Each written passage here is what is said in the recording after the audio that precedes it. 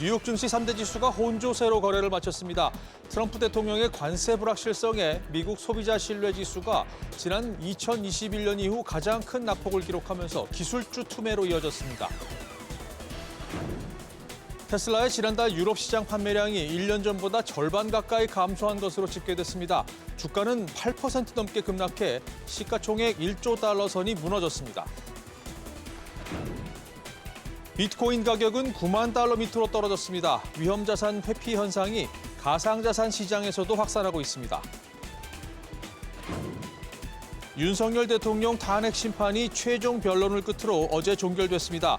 윤 대통령은 복귀하면 자녀 임기에 연연하지 않고 개헌을 추진하겠다고 말했습니다. 헌재 선고는 다음 달 중순쯤으로 예상됩니다.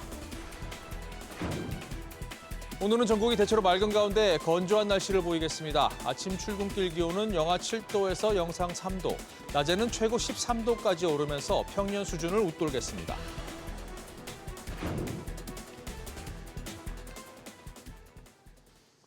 여러분 안녕하십니까? 2월 26일 수요일 모닝벨 시작합니다. 시장의 불확실성과 걱정이 가득합니다. 경기 둔화에 대한 우려가 이어지면서 밤사이 기술주들이 큰 폭으로 떨어졌습니다. 비트코인을 비롯해서 가상자산 시장도 맥을 못 추고 있는데요. 잠시 뒤에 자세히 전해드리겠습니다. 모닝벨은 SBS 비즈 앱과 유튜브에서도 실시간 시청이 가능합니다. 우선 시장 흐름부터 바로 확인해 보시죠. 뉴욕 증시는 트럼프 스톰의 연일 휘청이고 있습니다. 어제 트럼프 대통령이 예고했던 대로 다음 주에 관세를 부과하겠다고 재확인한 데다가 관세에 대한 불확실성으로 오늘도 경제 지표가 부진하게 나오면서 투자 심리가 좀처럼 살아나지 못하고 있습니다. 또 여기에 설상가상으로 미국의 대중 반도체 규제가 강화된다는 소식과 테슬라 악재까지 맞물리면서 기술주들이 맥을 못 쳤는데요. 마감 상황 보면 다우지수만 0.37% 올랐고요. S&P 500 지수와 나스닥 지수는 각각 0.47%, 1.35% 급락했습니다.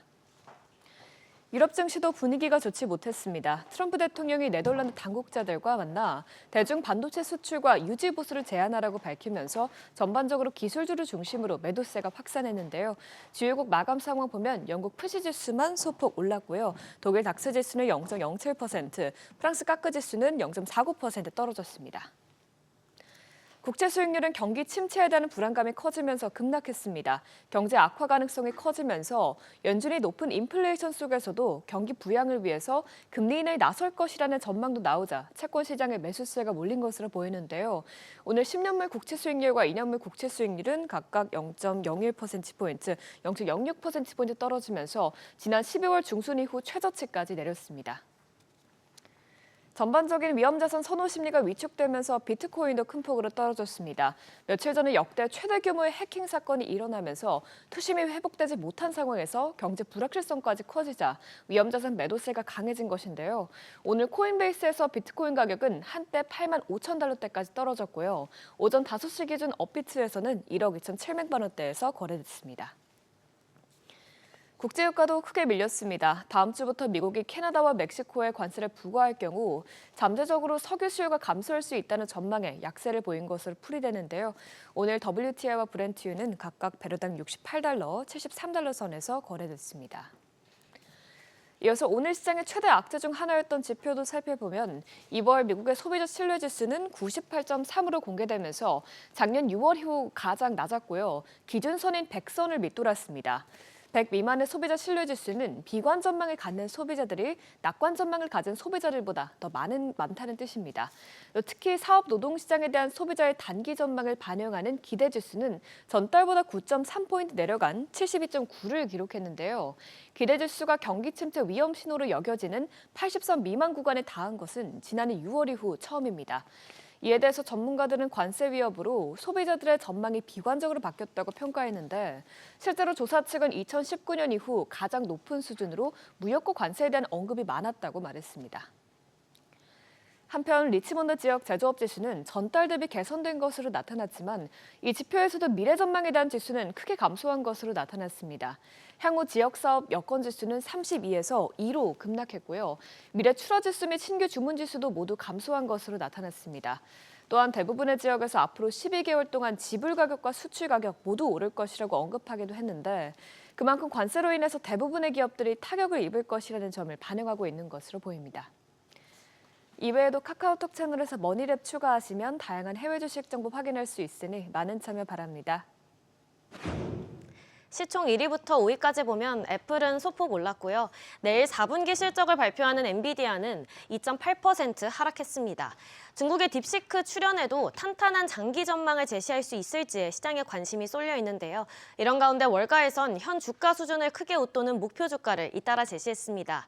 현재 월가에선 엔비디아의 매출이 380억 달러에 이를 것으로 보고 있는데요. 이에 캔터 피처랄드는 목표 주가 200달러와 비중 확대 등급을 제시했고 에버코어 ISI도 AI 칩의 독보적인 우월성을 강조하며 목표 주가로 190달러를 제시했습니다. 한편 중국에서 딥시크에 대한 수요가 증가하면서 중국 기업들이 엔비디아의 저사양 칩 주문을 늘리고 있는데요. 트럼프 행정부의 반도체 수출 규제가 강화되기 전에 미리 재고 확보에 나선 것으로 풀이됩니다. 어제 AI 데이터 센터 임대 철회 계획이 보도된 마이크로소프트는 오늘도 1% 넘게 떨어졌고요. 아마존과 알파벳도 모두 하락으로 마감했습니다. 이어서 시총 6위부터 보면 메타는 오늘도 1% 넘게 떨어지면서 6거래일 연속으로 하락 마감했습니다. 또 테슬라는 유럽 내 판매량이 지난달 절반 가까이 하락하면서 8% 넘게 급락했습니다. 그러면서 시총 8위로 내려왔는데요. 브로드컴도 크게 빠졌고 마지막으로 일라일릴리는 비보험 환자들을 위해 체중 감량 약물인 젯바운드의 가격을 일부 인하하고 고용량을 출시했다는 소식이 전해지면서 상승으로 마감했습니다. 그럼 오늘 장에서 가장 뜨거웠던 종목들 살펴보시죠. 먼저 슈퍼마이크로 컴퓨터는 12% 가까이 급락했습니다. 나스닥 상장 폐지를 피하기 위해선 오늘까지 연례보고서를 제출해야 하는데요. 슈퍼마이크로는 작년에 회계부정 의혹이 제기된 이후 제출을 미뤄왔고 이 과정에서 회계감사법인이 사임하면서 주가가 폭락했었습니다. 이달 초 발표한 예비 실적에서 기한 내에 보고서를 제출할 수 있다고 밝히면서 주가가 다시 급등세를 보였는데요. 그런데 아직까지 관련 내용이 전해지지 않자 주가가 크게 빠진 것으로 분석됩니다. 마이크로 스트래티지도 11.41% 급락했습니다. 최근 사명이 스트래티지로 변경됐는데요. 비트코인이 낙폭을 확대하고 있습니다. 9만 달러 선은 붕괴됐고 한때 8만 5천 달러대까지 떨어졌는데요. 최고가와 비교하면 20% 이상 하락했습니다. 연준의 금리 인하가 지연될 가능성이 커지고 또 트럼프 행정부의 관세 정쟁으로 경제적 불확실성이 커진 데 따른 것으로 풀이됩니다. 또한 바이비트 해킹의 충격이 계속해서 투자 심리를 위축시키고 있습니다. 또 이런 가운데 회사 측은 최근 채권 발행을 통해 2만여 개의 비트코인을 더 사들였는데요. 매수 추세를 볼 때 조만간 보유량이 50만 개를 돌파할 것으로 전망됩니다. 마지막으로 최근 서학개미의 새로운 픽으로 떠오른 템퍼스 AI는 15% 넘게 급락했습니다. 부진한 4분기 실적을 발표했는데요. 조정 순손실은 전년 동기보다 개선됐지만 매출이 아쉬웠습니다. 2억 1천만 달러로 전년 동기 대비 36% 증가했지만 예상치 2억 3천만 달러를 밑돌았는데요. 유전체와 데이터 사업 부문 매출이 호조를 보였는데도 총 매출이 실망감을 자아내면서 주가가 빠진 것으로 풀이됩니다. 이어서 서학개미 브리핑입니다. 어제 5위로 내려왔던 TSLL이 매수 규모를 늘리면서 오늘은 4위로 올라왔습니다. 이처럼 테슬라의 주가와 서학개미의 움직임은 반대로 가고 있는데요. 주가 급락을 매수 신호로 보고 있죠. 전문가들은 테슬라의 1분기 실적이 저조할 것으로 예상되는 만큼 모멘텀이 하반기에 올 거란 입장인데요. 앞으로의 흐름 지켜보셔야겠습니다.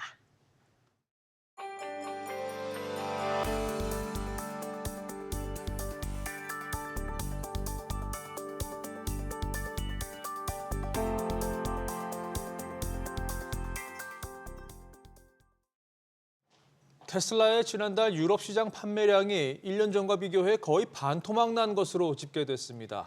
특히 영국에서는 처음으로 중국 업체 비아디에도 밀렸는데요.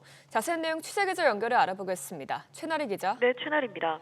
테슬라 유럽 판매량 구체적으로 얼마나 줄었죠? 네, 지난달 유럽 내 테슬라 신차 등록 대수는 9,900여 대로 지난해 같은 기간보다 45% 적었습니다.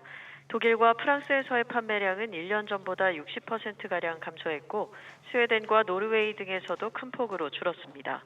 특히 영국에서는 처음으로 중국 비아디의 판매량이 밀렸습니다. 같은 기간 유럽 시장의 전체 전기차 판매는 37% 늘었음에도 테슬라 판매는 눈에 띄게 꺾였는데요. 블룸버그 통신은 테슬라가 지난해 말 판매 확대에 집중해 올 들어 일부 시장에서 재고 부족 문제를 겪었을 가능성이 있다면서 모델 Y 신형 출시에 따른 조립 공정 변화도 생산, 판매에 영향을 줄 수 있다고 분석했습니다. 이외에도 외신들은 일론 머스크가 유럽 정치에 개입해 극우 정당을 지지하는 등의 행보를 보인 점도 소비자 외면을 불러일으킨 요인으로 꼽고 있습니다. 네, 악재의 연속인데 테슬라 주가 밤사이 큰 폭으로 떨어졌죠? 네, 그렇습니다. 테슬라 주가는 전날보다 8% 넘게 내려가며 302달러 80센트의 거래를 마감했습니다. 올해 들어 주가가 25%가량 빠진 가운데 시가총액은 약 9,740억 달러를 기록했습니다. 테슬라 시총이 1조 달러 밑으로 떨어진 건 지난해 11월 7일 이후 석 달여 만에 처음입니다. SBS 비즈 최나리입니다.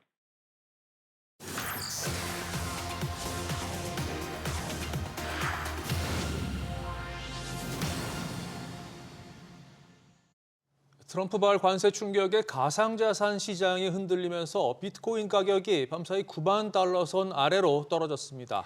석 달 만에 가장 낮은 수준인데요. 가상자산 시장 흐름과 전망, 김성훈 기자와 짚어보겠습니다. 네, 우선 가상자산 가격 오늘 얼마나 떨어졌죠? 네, 미 가상자산 거래소 코인베이스에서 비트코인 한 개당 가격은 우리 시간 오전 6시 기준으로 24시간 전보다 6.3%가량 급락한 88,100달러 선에서 거래되고 있습니다. 비트코인 가격이 9만 달러 선 아래로 떨어진 건 지난해 11월 이후 3개월 만입니다. 국내 거래소 업비트에서도 3%가량 하락한 1억 2,800만 원 선에서 거래 중입니다. 비트코인은 한때 8만 5천 달러 선을 내주기도 했는데요. 도널드 트럼프 미 대통령 취임 직전 기록했던 사상 최고가인 10만 9,300달러대와 비교하면 20% 이상 떨어진 수준입니다. 한때 이더리움과 리플은 10% 넘게 급락했고 솔라나도 7% 가까이 빠지는 등 대표 주주들도 폭락하는 분위기입니다. 네, 이렇게 가상자산 시장이 흔들리는 이유는 뭔가요? 네, 우선 인플레 우려로 미 연준의 기준금리 인하 기대감이 낮아지면서 위험 자산인 가상자산 가격을 끌어내리는 양상이고요. 트럼프 대통령이 캐나다와 멕시코에 부과하기로 한 관세를 예정대로 시행하겠다고 거듭 압박하는 등 관세 정책도 하방 압력으로 작용하고 있습니다. 가상자산 전문 매체 코인텔레그래프는 관세 전쟁 등 예기치 못한 거시경제적 이슈로 시장 불확실성이 확대됐다고 분석했습니다. 또 최근 글로벌 가상자산 거래소 바이비트에서 14억 6천만 달러, 우리 돈으로 2조 원이 넘는 코인 탈취 해킹 사태로 불거진 안정성 문제도 투자 심리를 위축시키는 요인으로 꼽히고 있습니다. 네, 그럼 앞으로의 시장 전망은 어떻죠? 네, 일단 악재는 잇따르는데 뚜렷한 가격 상승 요인은 없어서 시장에선 당분간 하락장 흐름이 이어질 것이란 전망이 우세합니다. 시장 전문가들은 현물 상장 지수 펀드 ETF를 통한 자금 유출까지 계속될 경우 7만 달러 선까지 하락할 수 있다는 관측을 내놓고 있습니다. 여기에 가상자산 분석 플랫폼 매트릭스 포트는 이번 하락은 거래량이 저조할 때 발생해 저가 매수 수요가 낮음을 시사한다면서 비트코인 추가 하락 가능성이 더 커졌다고 분석했습니다. 다만 돈나무 언니로 불리는 캐시우드 아크 인베스트먼트 CEO는 최근의 조정 장세는 건강한 신호라면서 장기적인 낙관론을 이어가고 있는데요. 기관 투자자들의 관심도가 높은 데다 향후 트럼프 행정부의 비트코인 전략자산 비축계에 기대감이 있는 것을 그 배경으로 꼽았습니다. 네, 앞으로의 흐름 지켜봐야겠습니다. 오늘 말씀 잘 들었습니다. 스콧 베센트 미국 재무장관이 10년물 국채 금리가 시간이 지나면 자연스럽게 하락할 것이라고 말했습니다. 베센트 장관은 워싱턴 DC에서 열린 호주 대사관 행사에서 트럼프 대통령과 자신이 미국 국채 선호도를 높이는 데 주력하고 있다면서 이같이 전망했습니다. 미국 재정 적자 문제와 관련해서는 현재 GDP의 6%가 넘는 수준을 오는 2028년까지 3%대로 낮추고 싶다고 말했습니다. 토머스 바킨 리치먼드 연방준비은행 총재가 최근 인플레이션 하락 추세에 대해 아직 갈 길이 멀다고 말했습니다. 바킨 총재는 중고차 등 일부 상품 가격이 하락해 평균이 왜곡됐다며 식품과 휘발유, 주택 등은 인플레이션 억제를 확신할 수 없다고 진단했습니다. 수요 측면에서도 인플레이션 속도가 더 진정되기까지는 최소 6개월, 최대 1년이 걸릴 것으로 내다봤습니다. 글로벌 투자기관들이 실적 발표를 앞두고 있는 엔비디아의 목표 주가를 상향 조정했습니다. 미국 투자은행 파이퍼 샌들러는 엔비디아에 대한 투자 의견을 비중 확대로 제시하면서 목표 주가를 175달러로 높였고 캔터 피처럴드도 비중 확대와 목표 주가 200달러를 제시했습니다. 이 밖에 에버코어도 엔비디아 AI 칩의 독보적인 우월성을 지목하면서 190달러로 목표 주가를 올려잡았습니다. US 스틸 인수에 제동이 걸린 일본 제철이 미국 정부와의 협의를 진행할 것이라면서 협상의 출발점은 합병이라고 강조했습니다. 일본 제철 이마이 다다시 사장은 일본 언론과의 인터뷰에서 출자와 설비 투자는 각각 분리해서 생각할 수 없고 출자해야만 대규모 투자 판단을 할 수 있다고 말했습니다. 앞서 트럼프 대통령은 지난 7일 열린 미일 정상회담에서 일본 제철이 US 스틸을 인수해 소유하는 대신 대규모 투자에 나설 것이라고 밝힌 바 있습니다.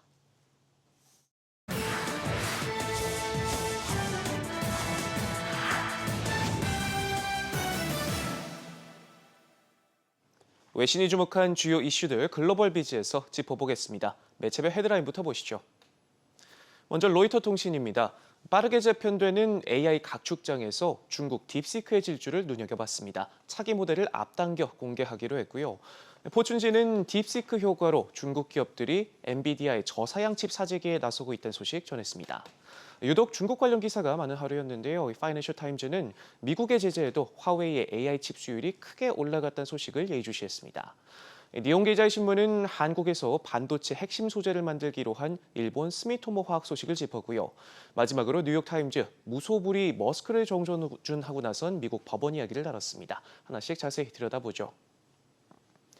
저비용 고효율, 이른바 가성비 AI를 선보이며 세계를 깜짝 놀라게 한 딥시크가 예정보다 빠르게 차기 모델을 공개하기로 했습니다. 차기 출원 모델인 R2를 당초 계획했던 5월 초보다 가능한 빨리 출시한다는 계획인데요. 한층 더 강화된 코딩 생성과 더불어서 영어 외 언어로 추론도 가능할 것으로 기대를 모으고 있습니다. 딥시크는 잇따라 신제품을 출시하며 경쟁자들의 추격을 따돌리고 있는데요. 지난해 12월 V3를 선보인 데 이어서 한 달도 채 되지 않아 트럼프 취임일에 맞춰 챗 GPT와 어깨를 나란히 한다는 평가를 받은 R1을 그것도 오픈소스로 공개 시장에 충격을 안겼고요. 이번에도 한 템포 빠르게 차기 모델이 공개되면 AI 우위를 국가적 우선 과제로 내세운 미국 정부를 또 한 번 긴장시킬 것으로 보입니다.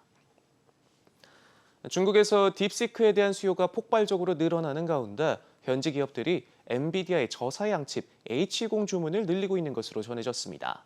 텐센트와 알리바바, 바이트댄스 등 빅테크 공룡 외에도 헬스케어나 교육 분야에서의 비교적 영세한 기업들까지 너나 할 것 없이 딥시크 모델과 엔비디아 H20 칩을 갖춘 AI 서버 구매에 나서고 있는데요. 화이트오크 캐피털 파트너스는 딥시크의 등장 당시 많은 이들이 연산 능력 수요가 정체되거나 줄어들 수 있다 오판했다며 실제로는 AI 모델들이 일상생활에 더 깊게 스며들었고 추론 수준의 연산 수요가 기하급수적으로 늘었다 짚었습니다. 늘어난 수요와 더불어 여기에 트럼프 행정부가 저사양 칩에 대한 규제도 강화할 것이란 전망이 나오자 중국 기업들이 앞다퉈 사재기에 나서면서 덕분에 엔비디아가 반사이익을 톡톡히 누리는 모습입니다. 미국의 규제에도 불구하고 중국 화웨이가 첨단 AI 반도체 생산 수율을 2배로 높였다는 분석이 나왔습니다. 보도에 따르면 40% 가까이 향상됐는데요. 성능 면에서도 한 단계 발전한 어센드 910C 프로세서를 선보여 주목을 받았었는데 수율도 함께 높아지면서 이제 수익성을 확보하는 단계까지 올라왔습니다. 전문가들은 비슷한 성능의 엔비디아 H100 칩을 만드는 TSMC의 수율이 60%대인 걸 감안하면 화웨이가 충분히 상용화에 나설 가능성이 있다 짚었는데요. 그러면서 AI 산업 자립에 필요한 컴퓨팅 인프라를 구축하려는 중국의 목표가 한 걸음 더 가까워졌음을 의미한다 평가했습니다. 일본 스미토모 화학이 그동안 오사카 공장에서만 생산해왔던 반도체 핵심 소재 포토레지스트를 한국에서도 제조하기로 했습니다. 향후 극자외선과 불화 아르곤 포토레지스트를 생산할 방침인데요. 생산 확대를 위해 한국과 일본에 약 300억엔 우리 돈 2,900억 원을 투자할 계획입니다. 한국의 최첨단 반도체를 제조하는 대형 회사들이 있는 만큼 현지 수요에 대응하는 한편 생산 거점을 분산하겠다는 취지로 읽히는데요. 다만 아직 구체적 장소와 개시 시점은 거론되지 않았습니다. 스미토모 화학은 반도체 제조에 사용되는 세정약품 공장도 전북 익산에 지어 내후년 가동할 것으로 알려졌는데 포토레지스트는 일본 기업이 세계 시장 점유율을 장악한 분야로 일본 JSR도 지난해 11월 충북 청주에서 메탈 포토레지스트 공장 기공식을 열기도 했습니다. 머스크가 정부 효율부를 통해 초법적 권한을 휘두른다는 논란과 관련해 연방 판사가 위헌 소지를 언급했습니다. 연방정부기관 수장을 임명할 때는 대통령의 지명과 상원의 인준 절차를 거치도록 한 헌법 조항이 위배됐을 가능성을 살필 것임을 시사한 건데요. 머스크는 정부 효율부의 수장으로 알려져 있지만 정작 공식 지명이나 인준은 받지 않았습니다. 실제로 공판에서도 정부 측 변호사는 재판부의 거듭된 질문에도 부처의 수장이 누군지 구체적으로 답하지 못했고요. 머스크의 역할이 무엇인지를 묻는 말에는 수장이 아닌 것은 물론이고 고용인조차 아니라고 답했습니다. 뉴욕타임즈는 구속력 있는 판결의 일부는 아니었지만 머스크의 조직이 문제 봉착할 수 있다는 점을 보여줬다 평가했고요. 반면 월가의 황제로 불리는 제이미 다이먼 JP모건 CEO는 머스크의 힘을 실어줬습니다. 기존 정부가 비효율적이고 그리 유능하지 않다며 머스크의 연방정부 개혁 노력이 성공하길 바란다 말했는데요. 무소불위 머스크를 두고 안팎에서 잡음이 더욱 심해지고 있는 요즘입니다. 지금까지 글로벌 비즈였습니다.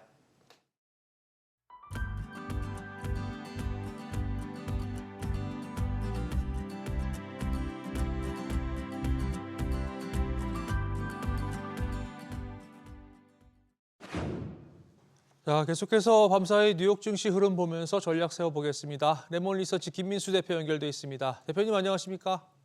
네, 안녕하십니까. 네, 뉴욕 증시 오늘 혼조세로 마치긴 했습니다만 기술주들 투매가 이어지면서 나스닥이 1% 넘게 또 빠졌습니다. 오늘 장 흐름 어떻게 보셨습니까? 네, 기술주는 4일째 투매입니다. 미국 주식을 갖고 계신 분들의 불안함이 많이 커지는 그런 모습들이 아닌가 싶고요. 그런 쪽에서 미국에 나왔던 경제 지표가 생각보다 좀 부진하게 나오기 시작하면서 그에 따른 우려감들이 결국에는 조금 올랐던 작년부터 강했던 기술주에 집중되는 것 같습니다. 그런 쪽에서 일단 소비자 신뢰지수가 위축됐던 모습들, 특히 2월달 소비자 신뢰지수가 98.3을 기록했는데 3년 반 만에 최대 낙폭을 기록을 했고, 그래서 지금 기대지수도 72.9까지 이어지다 보니까 시장에서 걱정이 좀 커지는 흐름들이고요. 그러다 보니까 당연히 이제 미국의 경제가 좀 슬로우해질 것이다라는 흐름들 쪽에서 매크로 지표가 좀 꺾이기 시작하면서 달러가 0.3% 하락한 106대까지 내려왔고요. 게다가 10년물 국채금리도 2.2% 하락해서 4.29까지 4.3을 살짝 하회하는 모습까지 내려왔다라고 하게 되면 이를 반영하는 모습들로 봐야 될 것 같고, 이 부분은 경제가 위축되면서 나오는 현상을 반영한다라고 봐야 될 것 같은데, 게다가 또 비트코인이 6% 이상 하락하면서 지금 현재 88,000달러, 그러즉 9만 달러 밑으로도 들어온 모습들로 봐야 될 것 같고요. 이슈가 좀 있긴 했습니다만, 엘살바도르 관련된 쪽에서 이슈가 좀 있었습니다만, 그래도 그러니까 위험자산 쪽으로 해석한다. 그러면 같은 경계감이 커지고 있다라는 쪽으로 해석을 해야 되지 않나 싶습니다. 그런 쪽에서 이제 시장은 내일 또 발표될 엔비디아의 실적 발표가 그래도 그나마 구원투수 역할을 할지 이 부분을 계속 또 체크를 해야 될 것 같고요. 그나마 테슬라가 다시 저점을 깨는 모습들 쪽에서 1월달 유럽 판매량이 45% 급감했다라는 쪽에서 장중 낙폭을 좀 키웠었는데, 영국에서는 BYD한테도 뒤졌다고 얘기를 하고 있는 상황들이고요. 그런 쪽에서 아무래도 지금 판매량과 관련된 부분 쪽에서 재고가 부족하다라는 쪽으로 작년 말에 밀어내기가 좀 있었다라는 쪽으로 봤을 때는 그나마 긍정적으로 볼 수 있는데, 그게 아니라 약간 유럽의 머스크에 대한 반감들, 이게 영향을 끼쳤다라고 하게 되면 아무래도 앞으로의 판매량은 조금 더 고전할 수가 있겠죠. 그럼에도 불구하고 앞으로 이어질 로보택시나 그리고 또 새로운 모델을 대비한 먼저 판매량을 좀 늘렸다가 다시 회복시키기 위한 기점이다라고 하게 되면 그렇게 또 부정적이지 않을 수도 있다라는 쪽들도 봐야 될 것 같고요. 그런 차원에서 지금 공포와 탐욕 지수가 어느덧 23까지 내려가면서 극단적인 공포까지 들어왔다라는 쪽들은 미국 시장의 현재 시점을 어느 정도 좀 말해주지 않나 생각되고 있습니다. 그렇군요. 자, 지금 최근 계속해서 미국 지표가 부실하게 나오면서 이 경기 침체, 또 둔화, 이 공포감이 좀 커지고 있는데요. 말씀해 주신 것처럼. 그런데 이게 다 관세로 인한 인플레이션 우려, 또 이로 인한 경기 둔화이기 때문에 연준의 셈법이 좀 복잡해질 것 같습니다. 이거 어떻게 예상하고 계시나요? 네, 어떻게 보면 지금 나오고 있는 이런 일련의 사태가 어떤 투자자 입장 쪽으로는 단기적으로 주식은 하락했지만 그리고 또 경기에 대한 불안감들이 시장에 작용하고 있지만 이 부분은 올해 연준의 액션을 다시 금리 인하 쪽의 카드를 꺼내기 시작한다라고 봤었을 때는 좋은 시그널이라고 생각합니다. 그런 쪽으로 봤을 때 이제 물가가 좀 잡히기 시작해야겠죠. 그런 쪽에서 일단 이번 주 발표될 개인소득 소비지출과 함께 나올 PC 지표 또 주목을 해야 될 것 같고요. 그렇게 되면 예상했던 것만큼 물가가 강하게 올라가지 않는다. 그러니까 지난번 보여줬던 PPI나 CPI에서 보여줬던 탄력들이 상승을 터내도 이게 이제 일시적일 것이다. 라는 쪽으로 보는데 오히려 PC는 그보다는 좀 완화됐다. 라는 쪽으로 보게 되면 경기에 대한 우려감이 있으면서 이제 시장에 대한 걱정이 있는데 연준은 오히려 물가만 떨어지게 되면 액션을 취할 수 있다라고 하는 스탠스는 나쁘지 않다고 봐야 될 것 같고요. 하지만 이제 중요한 게 중간중간에 계속 나올 수밖에 없는 트럼프 행정부의 액션이라고 봐야 되겠죠. 그런 쪽에서 여전히 관세와 그리고 또 그와 관련된 카드의 압박을 꺼내는데 이제 원하는 걸 얻기 위해서 관세를 그렇게 강하게 가지 않을 조건들, 그러니까 즉 3월 달 들어서 캐나다와 멕시코 쪽에 계속 관세를 부과하겠다라는 쪽들인데 이에 따라서 혹시나 액션들이 바뀌게 된다. 그러면은 유동성으로 조절할 수 있구나라고 해석할 수가 있기 때문에 이 부분도 한번 또 체크를 해봐야 될 부분이라고 생각하고 있습니다. 네. 자, 국내 증시는 어제 하락했습니다. 코스피 이틀 연속 떨어지면서 가까스로 2,600선 방어에는 성공을 했는데 그런데 그동안 우리 증시가 올해 들어서 좀 체력이 강해진 거 아닌가 이런 기대감을 좀 갖고 있었는데 이틀 연속 떨어지면서 좀 우려감이 다시 고개를 좀 드는 것 같아요. 조정이 시작되는 건지 어떻게 예상하십니까? 네, 일단 여러 가지로 해석을 할 수는 있겠지만 미국 시장이 고점에서 지금 거의 한 5% 가까이 하락할 때 한국 시장이 1% 정도만 하락으로 버틴다.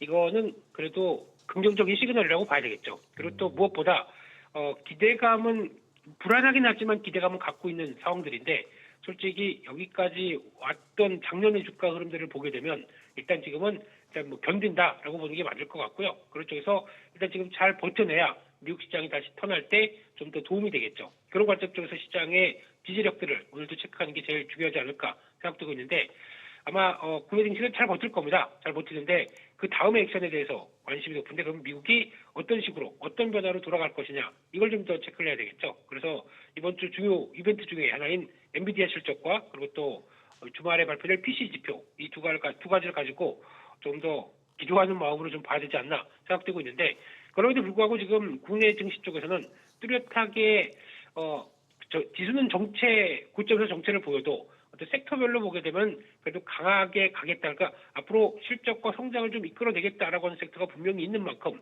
대표적인 게 조선기자재 쪽이고요. 게다가 또 LNG를 활용하겠다. LNG 관련된 밸류체인들 이런 쪽들이 훨씬 더 강한 모습들을 보여주고 있다라는 점에서 일단 시장이 다 실망감으로만 점철하고 있지는 않다라는 쪽에서 조금 더 기대감을 갖고 또 바라보는데 일단 이번 주 후반이 중요할 것 같습니다.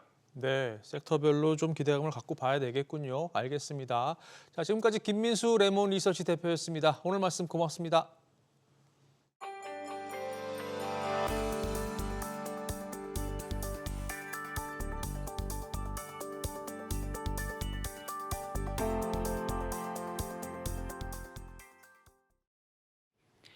뉴욕 증시가 좀처럼 힘을 내지 못하고 있습니다. S&P 500 지수는 4거래 연속 하락했는데요. 소비자 신뢰 지수가 큰 폭으로 떨어지는 등 미국 경제가 둔화 조짐을 보이면서입니다. 월가 족집게로 불리는 모건 스탠리의 마이크 윌슨은 이 같은 경기 둔화 공포가 최근 며칠이 아닌 지난해 12월부터 지속되고 있다고 분석했는데요. 시장이 등락을 반복하는 등 높은 변동성을 보이는 지금 상황이 투자자들에게 꼭 나쁘지는 않다고 말했습니다. 그러면서 관세 영향을 상대적으로 덜 받는 서비스, 금융, 그리고 소프트웨어 기업에 투자하라고 조언했습니다.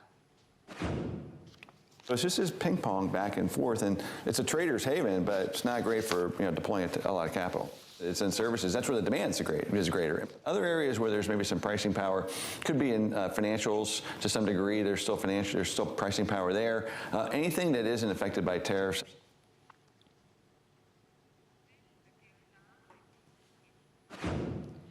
반면 유럽과 중국 시장은 선방하고 있는데 세계 최대 자산운용사 블랙록의 글로벌 수석투자 전략가는 그럼에도 불구하고 미국 시장을 여전히 낙관적으로 전망했습니다. 미국 시장이 선두를 달리는 이 미국 예외주의가 계속될 것이라며 비중 확대 의견을 유지했습니다. Let's look at the dimensions of U.S. exceptionalism. We're talking about greater representation in tech. We're talking about greater fiscal spend. We're talking about energy independence. We're talking about deeper capital market, more robust risk taking. I think the U.S. is still leading in most, if not all, of these dimensions. The gap may be narrowing, but the U.S. is still leading, which is why, as we kind of up our conviction towards the rest of the world in this particular case, European equities is not coming at the cost of U.S. equities. We're still overweight U.S. equities.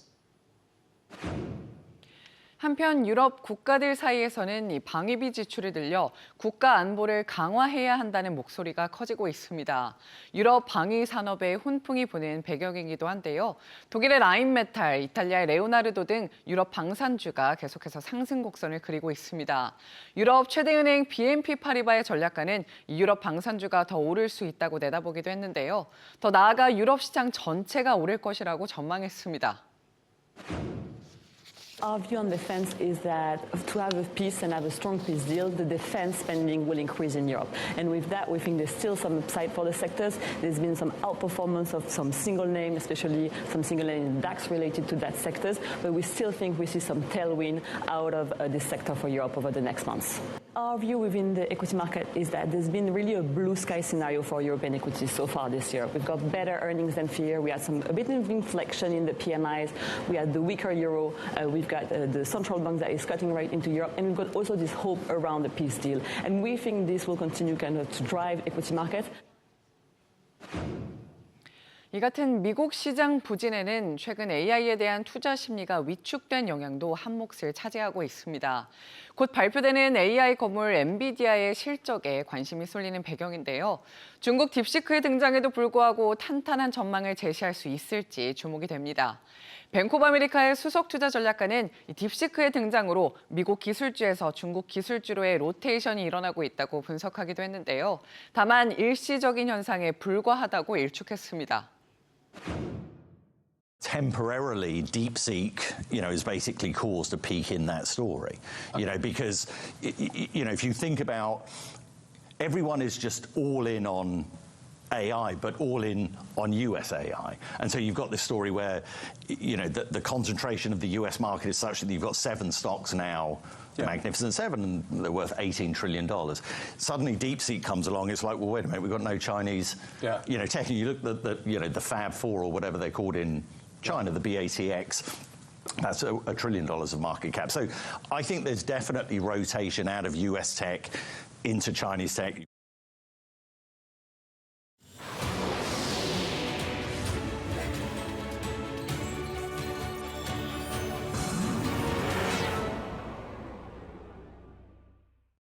뉴욕 증시 3대 지수가 혼조세로 거래를 마쳤습니다.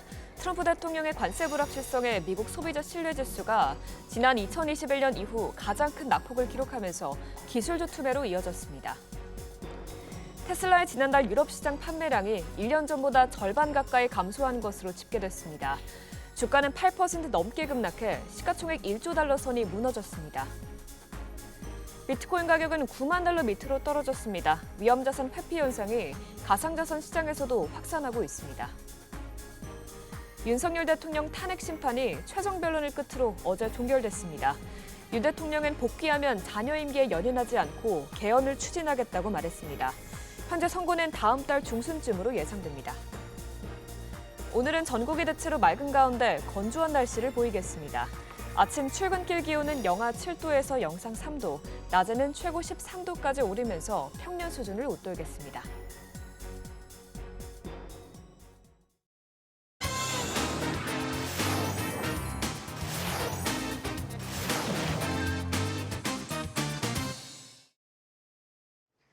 한국경제신문은 삼성과 현대자동차가 사람을 닮은 휴머노이드 로봇에 들어갈 고성능 배터리를 공동 개발한다고 보도했습니다. 삼성 SDI가 개발하는 고용량 배터리를 현대차 기아 로보틱스 랩이 로봇에 적용해 충전 및 방전 성능, 사용 시간, 수명 평가 등을 진행하는 방식입니다. 두 회사는 현대차의 휴머노이드 자회사 보스턴 다이내믹스에 공급할 배터리도 공동 개발할 것으로 알려졌습니다. 양사가 손을 맞잡은 건 휴머노이드 시장을 잡기 위해서는 한두 시간에 불과한 배터리 사용 시간부터 대폭 늘려야 하기 때문입니다.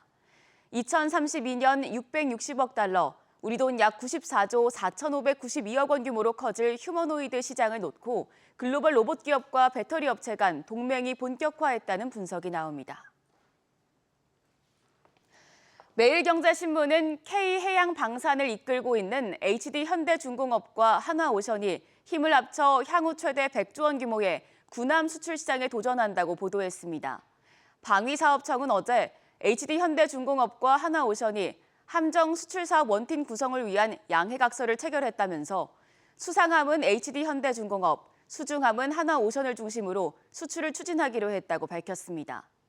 MOU에는 해외 수주 성공 시 두 회사가 각각 일정한 비율로 일감을 나눠 건조한다는 내용이 포함된 것으로 알려졌습니다. 향후 코리아 원팀이 수주전에 뛰어들 사업으로는 캐나다 초계 잠수함 사업과 사우디아라비아 해군력 증강 사업 등이 있습니다. 다만 일각에서는 이번 MOU가 양사의 선의의 노력에 의지하는 데다 법적 구속력이 없는 만큼 얼마나 실효적으로 이어질지 의문을 제기하고 있습니다. 중앙일보는 1.5%의 성장률 쇼크와 함께 연 2%대 기준금리 시대가 다시 열렸다고 보도했습니다. 한국은행 금융통화위원회는 기준금리를 0.25%포인트 인하해 2.75%로 결정했습니다. 2%대 금리는 2년 6개월 만입니다. 이번 결정은 금융통화위원 6명의 만장일치로 이뤄졌습니다.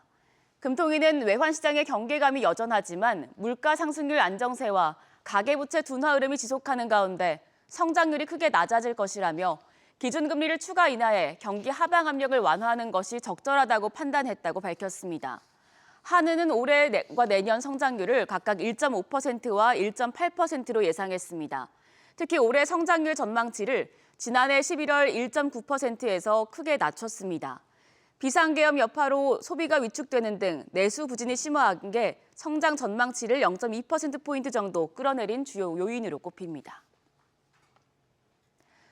조선일보는 정부가 비수도권 지역전략사업 15곳 조성을 위해 여의도 면적의 15배에 달하는 개발 제한구역 그린벨트를 해제한다고 보도했습니다.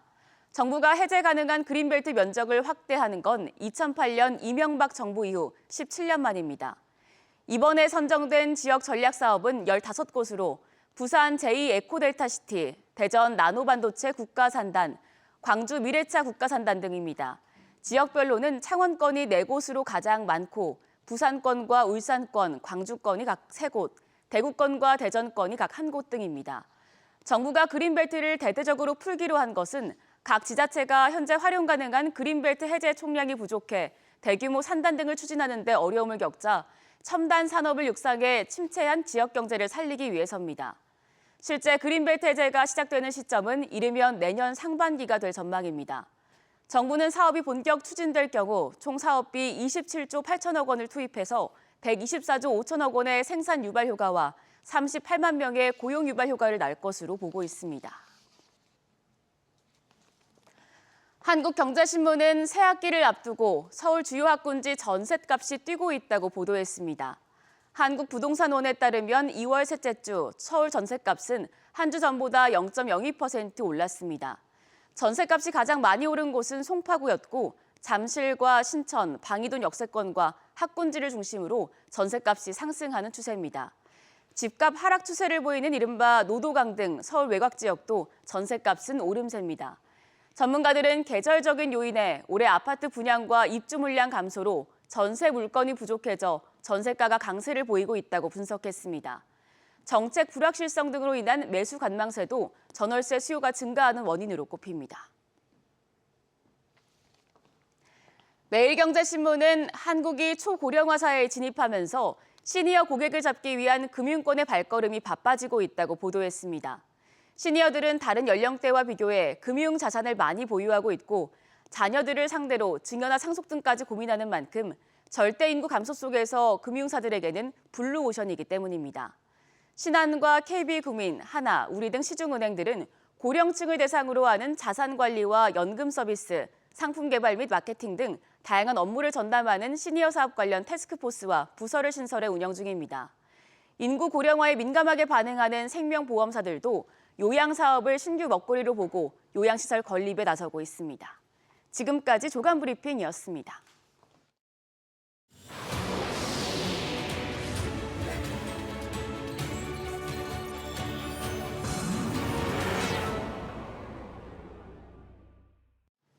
기아가 미국에서 차량 13만 7천여 대를 리콜합니다. 로이터 통신에 따르면 미 도로교통안전국이 2021년에서 2023년형 셀토스와 소울 계열 모델에 쓰인 피스톤 오일링이 잘못 제조돼 엔진 손상으로 이어질 수 있다는 우려를 제기했습니다. 이번 리콜은 필요시 엔진을 교체하고 피스톤링 소음 감지 시스템 관련 소프트웨어를 무료 설치하는 방식으로 이루어질 전망입니다. 금융당국이 가상자산 거래소 업비트를 운영하는 두나무에게 영업 일부 정지 3개월과 대표이사 문책 경고 등 중징계를 내렸습니다. 금융위원회 금융정보분석원은 두나무가 해외 미신고 가상자산 사업자들과 거래하고 고객 확인 의무를 수십만 건 위반한 사례를 적발했다고 밝혔습니다. 다음 달 7일부터 오는 6월 6일까지 영업이 일부 정지되는 가운데 업비트 신규 고객은 다른 거래소로의 가상자산 이전이 제한됩니다. 오늘은 추위가 서서히 물러가는 가운데 황사와 중국발 스모크 유입으로 미세먼지와 초미세먼지 농도 모두 나쁨 수준을 보일 전망입니다. 기상청은 어제 오전 중국 북동 지방에서 발원한 황사가 북서풍을 타고 들어와 수도권과 강원도를 시작으로 전국 대부분 지역에 영향을 줄 것으로 관측했습니다. 아침 최저 기온은 서울 영하 2도, 대구 0도 등 전국이 영하 7도에서 영상 3도로 예보됐습니다.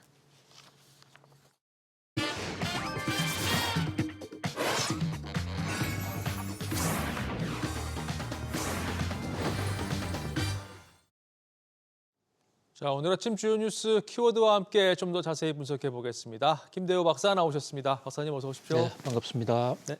자, 첫 번째 키워드부터 확인하시죠. 트럼프 자충수. 미국 소비자 신뢰 지수가 3년 반 만에 가장 큰 폭으로 떨어졌습니다. 이 트럼프발 관세가 경기 둔화 우려를 키우고 있는데요. 특히 이 기대 지수가 경기 침체 위험 신호 아래로 떨어지면서 이게 또 공포감을 키우고 있습니다. 이 상황 어떻게 보시고 계십니까? 자, 미국에서 발표된 컨퍼런스 보드의 소비자 신뢰 지수가 뉴욕 증시를 아주 강타했습니다. 네. 뉴욕 증시 아주 큰 폭으로 특히 나스닥 지수 휘청하는 이런 모습인데요. 자, 여기서 우리가 소비자 신뢰 지수가 뭐냐? 이 대목을 좀 정확하게 짚고 넘어갈 필요가 있습니다. 네.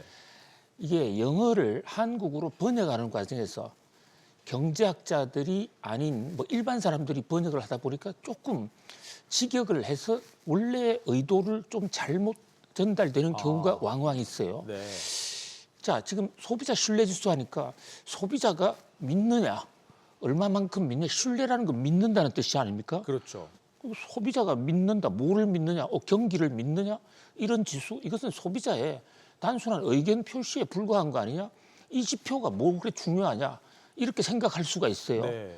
자, 저는 앵칸이 무슨 말씀을 하셔도 100% 신뢰합니다. 그동안에 그렇게 보여주셨으니까 100% 신뢰해요. 그런데 여기서 말하는 우리 신뢰, 네. 이거하고 지금 지표로 나온 미국의 소비자 신뢰 지수하고는 전혀 다른 개념이에요. 네. 그러니까 시장이, 저는 오히려 소비자 자신감 지수라고 번역을 하고 싶은데요. 소비자가 얼마나 자신만만하게 투자하고 또 소비하느냐. 그래서 실적 지수와 기대 지수 두 가지가 있는데요. 실적 지수는 자, 이미 2월 달에 소비자들이 어떤 의사결정을 해서 내가 물건을 샀다. 네. 소매 판매량, 내 실적, 이게 바로 소비자 신뢰 지수예요. 내가 물건을 많이 샀으니까 소비자의 자신감, 소비자가 내가 다음 달에 돈을 더 많이 벌 수 있다는 자신감이 있으니까 이번에 물건을 산단 말이죠. 네네. 그래서 소비자 신뢰 지수거든요. 그렇군요. 자, 그런데 이게 소비자 신뢰 지수가 1월 달에 105였습니다. 1월 20일 날 트럼프 대통령 취임하지 않았습니까? 네. 1월 달에는 105로 기준선이 100이거든요. 100보다 좋으면 지난달보다 좋았다. 근데 1월 달에는 지난달보다 좋았습니다. 근데 트럼프 취임하기 전이 많이 반영된 거죠. 근데 2월 달 들어서 이게 뚝 떨어졌습니다. 98.3. 한꺼번에 7%포인트 이상 떨어진 것은 4년 만에 처음이에요. 한꺼번에 또 급락을 했어요. 네. 시장의 예상치보다도 많이 떨어졌지만 보통 떨어져도 1, 2%거든요. 그렇죠. 자, 그런데 기대는 뭐냐면 내가 무슨 트럼프를 기대한다 이런 얘기가 아니라 이 소비자 신뢰지수상에서 말하는 기대는 내가 다음 달에 물건을 얼마 살 것이냐. 그러니까 계획을 얘기하는 계획지수. 네네. 그것은 내가 미국의 경기가 좋다고 판단하기 때문에 다음 달에 물건을 사는 것이죠. 네. 그래서 소비자 신뢰지수상의 기대라고 표현을 하는데 조금은 앞으로의 투자 계획 또는 판매 또 소비 계획이라고 볼 수 있는데 이거는요 72%로 아주 뚝 떨어졌습니다. 이것도 역시 기준선이 100이거든요. 100보다 아래면은 별로 안 좋은데 네. 이것은 1월 달에도 이미 82.2로서 트럼프 대통령 출범하는 것에 대해서 자 앞으로 트럼프 대통령 좀 불안해. 특히 관세가 높아질 거니까 물건값이 올라갈 거야. 그래서 내년에는 일단 물건 안 사고 기다려볼래. 이런 게 지표로 많이 잡혔는데 이게 2월 달에 들어서는 72로 떨어졌다. 자, 컨퍼런스 보도가요. 80 아래로 되면 이것은 위험 수준이다. 네. 미국 경제 소비 위축으로 아주 급브레이크가 걸릴 수 있다라고 하는 임계치가 바로 80입니다. 80 한참 아래로 간 거예요. 이것은 뉴욕 증시에 충격을 주기에 충분했다. 그러네요. 네. 자, 그다음에요. 컨퍼런스 보드가 뭐냐? 자, 이게 신문에 또는 언론에 상당히 자주 등장을 하는데 컨퍼런스 보드는요. 민간 경제 단체 중에서 가장 그 학문적 수준이 높고 공공성이 높은 곳으로 정평이 높습니다. 원래 미국은 정부보다도 민간이 통계도 먼저 만들었고 객관성 또는 과학성이 더 높은데요. 특히 컨퍼런스 보드는 경제학자들 중에 경제학 박사학위가 있는 사람들 중에서 학교에 가지 않고 학교에 가서 학생들 가르치고 연구하는 것보다는 실전에 산업 현장에 가 있는 사람들끼리의 모임이에요. 그러니까 학문적 기반은 튼튼한데 네. 실물도 아는 것이죠. 그 양수 겸장 양쪽을 다 갖추었다. 이런 단체로 해서 평소부터 굉장히 성과가 높습니다. 네. 특히 경기 예측에서는 미국 정부보다도 더 빠르다는 평가를 받고 있는데 여기서 자 앞으로 미국 소비자들이 다음 달, 다다음 달에 소비 안 할 거야, 투자 안 할 거야, 경제 활동 안 할 거야. 이게 소비자 신뢰지수의 기대로 나타난 거예요. 그러니 네. 그리고 그 이유가 뭐냐 물어보니까 트럼프 관세 때문에 너무 겁나. 네. 그런 면에서 트럼프가 자초한 관세 폭탄이다. 자, 이것은 한 측면에서는 굉장히 반가운 대목도 있어요. 아, 그렇습니까? 저는 이 지표를 보면서 상당히 좀 흥분했습니다. 네, 왜냐하면 미국의 소비자 신뢰지수가 꺼져서 미국이 망한다 이게 아니라 트럼프에게 엄중한 경고를 주거든요. 우리가 하고 싶은 말. 견제 역할을 할 수 있다. 예, 관세 폭탄 그렇게 날리면 미국 사람들이 먼저 트럼프를 배신할지 몰라. 네. 그래서 트럼프도 상당히 영리한 사람이지 않습니까? 소비자 신뢰지수가 나쁘게 나오네. 이거 좀 속도 조절해야 되지 않을까? 네. 그런 면에서 대단히 반가운 지수다. 이렇게 보여집니다. 그렇군요. 박사님 설명 아주 귀에 쏙쏙 들어옵니다. 자, 다음 뉴스 키워드 보시죠.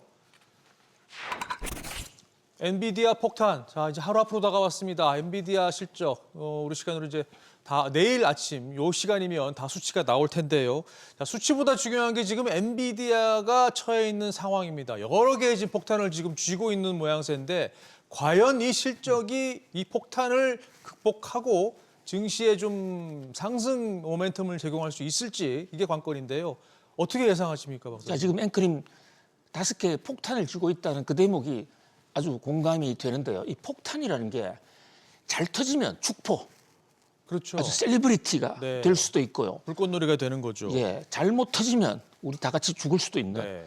굉장히 중요한 어느 쪽 방향으로 터지느냐가 중요한데 지금 미국 주가도 안 좋고 트럼프 관세 폭탄 때문에 소비자들이 지금 우왕좌왕하고 있는 상황에 미국 증시의 대장주, 그동안에 뉴욕 증시를 아주 뜨겁게 끌고 왔던 이 엔비디아가 과연 어떤 실적을 발표할 것인가, 트럼프의 관세 폭탄도 능가할 것인가, 이렇게 주목을 끌고 있거든요. 네. 자, 이번 실적과 이 컨퍼런스 콜에서 젠슨 왕의 발언은 5가지 관점에서 바라볼 필요가 있습니다. 그래서 5가지 폭탄이라는 이런 얘기를 만들어 봤는데요. 우선 딥시크 충격의 폭탄. 자, 엔비디아가 주가가 휘청하기 시작한 게 지난 설날 연휴 때 딥시크가 저희들 제대로 잠도 못 자게 네. 새로운 인공지능을 만들었는데 그게 자기들 아주 싸게 만들었다. 그러다 보니까 엔비디아 비싼 반도체 쓸 필요 없다. 그랬죠. 그러면서 가격이 떨어진 거 아닙니까? 과연 그게 실적에 반영됐느냐?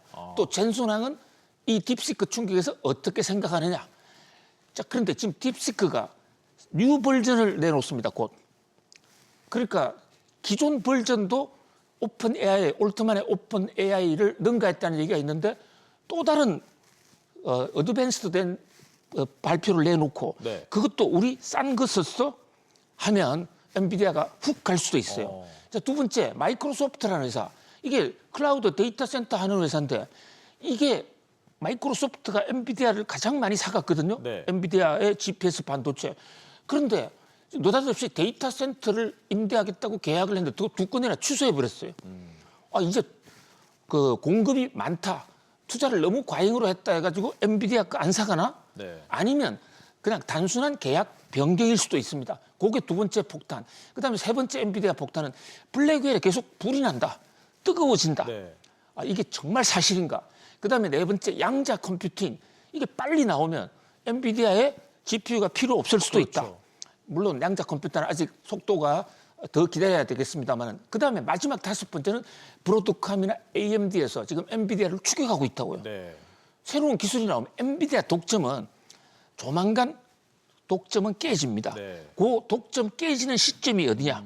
독점 깨지는 시점까지는 엔비디아가 주가가 굉장히 상승 탄력을 받겠지만 만약에 브로드컴 성능이 엔비디아보다 좋다 하면 역전될 네. 수도 있거든요. 그렇죠. 그래서 요 5가지 어떤 큰 거시 경제적 흐름에서 기본 베이스를 깔고 내일 아침에 모닝벨과 함께 실적을 한번 같이 음미해 네. 보았으면 합니다.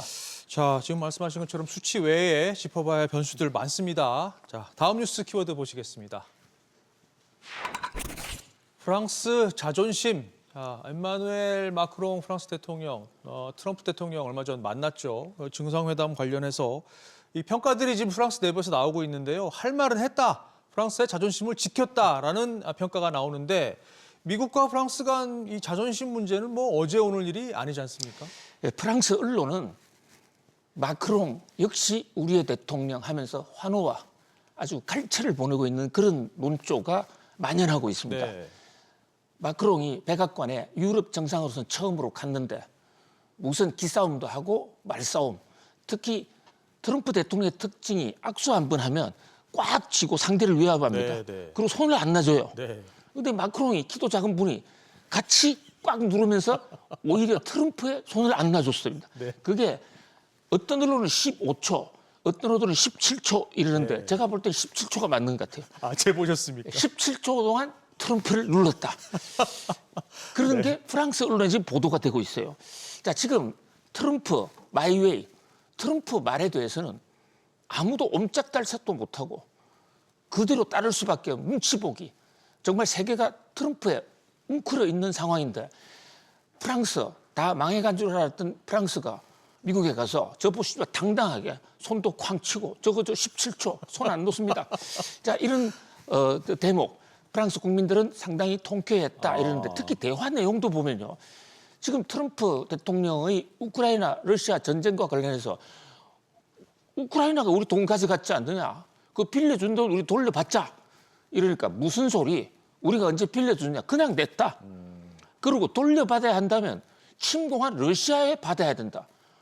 아, 이 대목에서 그냥 채증이 확 내려갔다고 주장하는 사람들이 많이 있어요. 그렇군요. 그리고 지금 유럽을 빼고 협상을 하려고 하는데 이 마크롱의 이런 강력한 얘기 이런 걸 들으면서 다시 유럽을 끼웠다. 그래서 프랑스 언론들의 한 표현을 보면요.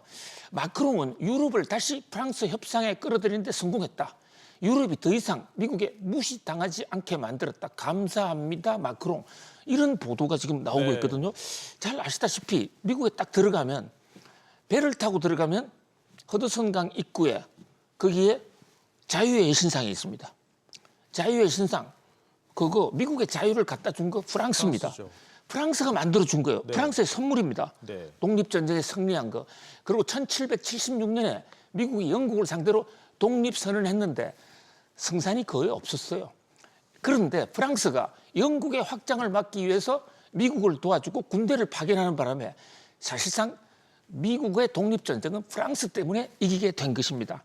지금 백악관, 흰색으로 칠한 그 백악관, 그 프랑스가 지어준 거고요. 백악관의 도시 구조 자체가 환상형 동그랗게 돼 있는데 미국에는 어디도 없는 독특한 형태입니다. 그게 프랑스 파리의 에펠탑을 중심으로 원으로 착착착 나가는 그 모습을 그대로 따와서 만든 게 미국 워싱턴이거든요. 네. 그래서 미국 사람들은 사실은 프랑스가 우리나라를 살려준 은인의 나라다고 생각하는 사람들이 많이 있습니다. 네. 그 자존심을 한껏 발휘했다. 그런 면에서 좀 트럼프가 다른 나라도 인정하는 그런 계기가 되었으면 하는 면에서 마크롱의 자신감, 자존감 있는 외교를 함께 칭찬을 해봅니다. 그럼 알겠습니다. 자, 오늘 마지막 뉴스 키워드입니다. 이창용 1.5%. 자, 한국은행이 어제 시장의 예상대로 기준금리를 내렸습니다. 그런데 금리나 못지않게 관심이었던 게 올해 성장률 전망치였는데요.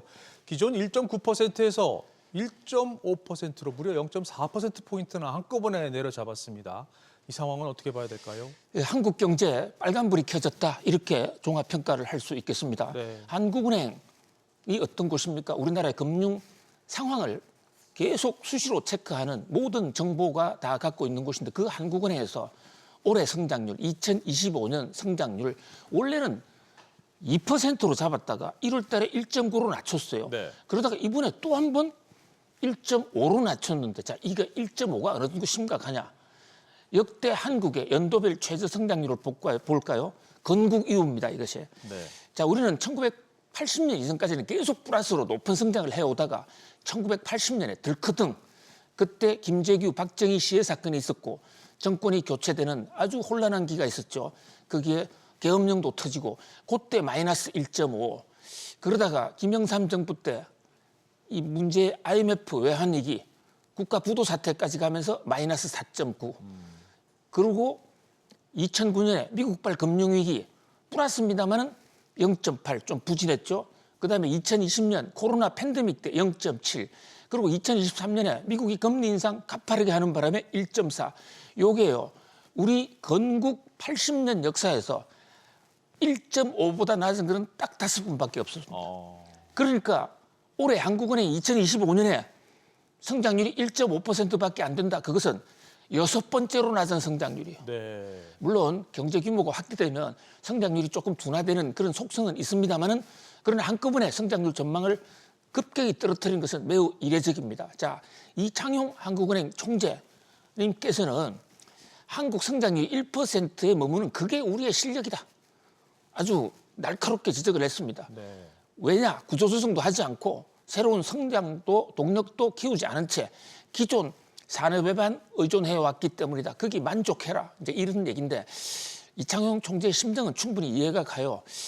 자, 그동안에 내가 그렇게 충고했음에도 불구하고 구조조정하지 않았지 않느냐, 신산업 키웠느냐 이런 게 대한 불만의 소리가 많이 담겼는데 그럼에도 불구하고 조금 아쉬운 것은 이창용 한국은행 총재도 뭐 과거에 금융위원회도 있고 또 한국은행 총재한 지가 하루 이틀이 아닌데 오늘 한국 경제가 잘 안 되게 된 성장 동력이 꺼지게 되는데 책임이 없습니까? 저도 책임이 있어요. 그런 면에서 책임을 같이 통감하고 어떻게 할 것인지를 같이 자, 이 미래 성장 동력이 떨어지면요. 올해 1%가 문제가 아니고 우리 후손들 10년 후에는 마이너스 성장으로 지구상에서 흔적도 없어질지도 모른다.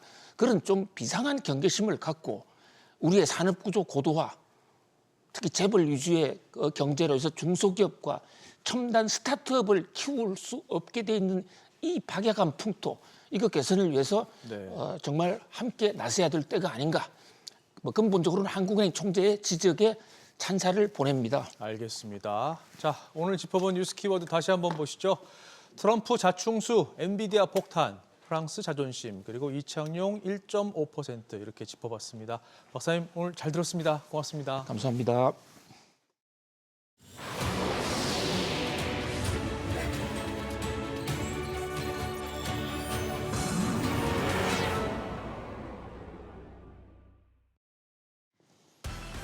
뉴욕 증시 3대 지수가 혼조세로 거래를 마쳤습니다. 트럼프 대통령의 관세 불확실성에 미국 소비자 신뢰 지수가 지난 2021년 이후 가장 큰 낙폭을 기록하면서 기술주 투매로 이어졌습니다.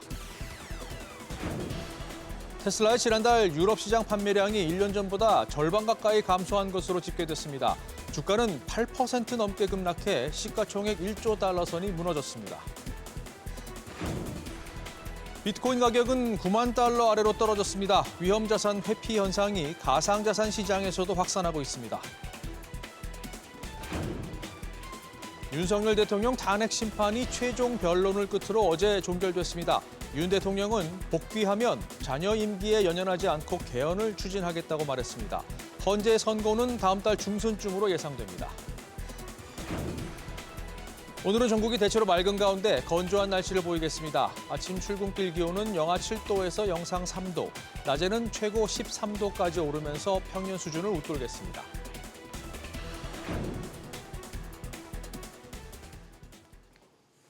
수요일 아침 모닝벨 2부 시작합니다. 시장의 불확실성과 걱정이 한가득입니다. 경기 둔화에 대한 우려가 이어지면서 밤사이 기술주들이 큰 폭으로 떨어졌습니다. 비트코인을 비롯해서 가상자산 시장도 맥을 못 추고 있는데요. 우선 시장 흐름부터 확인해 보시죠.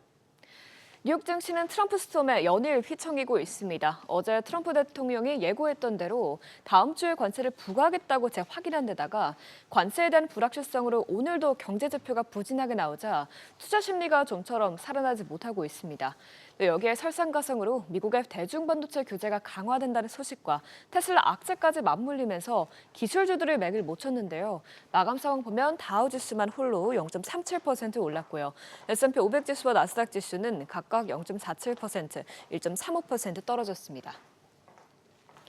유럽 증시도 분위기가 좋지 못했습니다. 트럼프 대통령이 네덜란드 당국자들과 만나 대중 반도체 수출과 유지 보수를 제한하라고 밝히면서 전반적으로 기술주를 중심으로 매도세가 확산했는데요.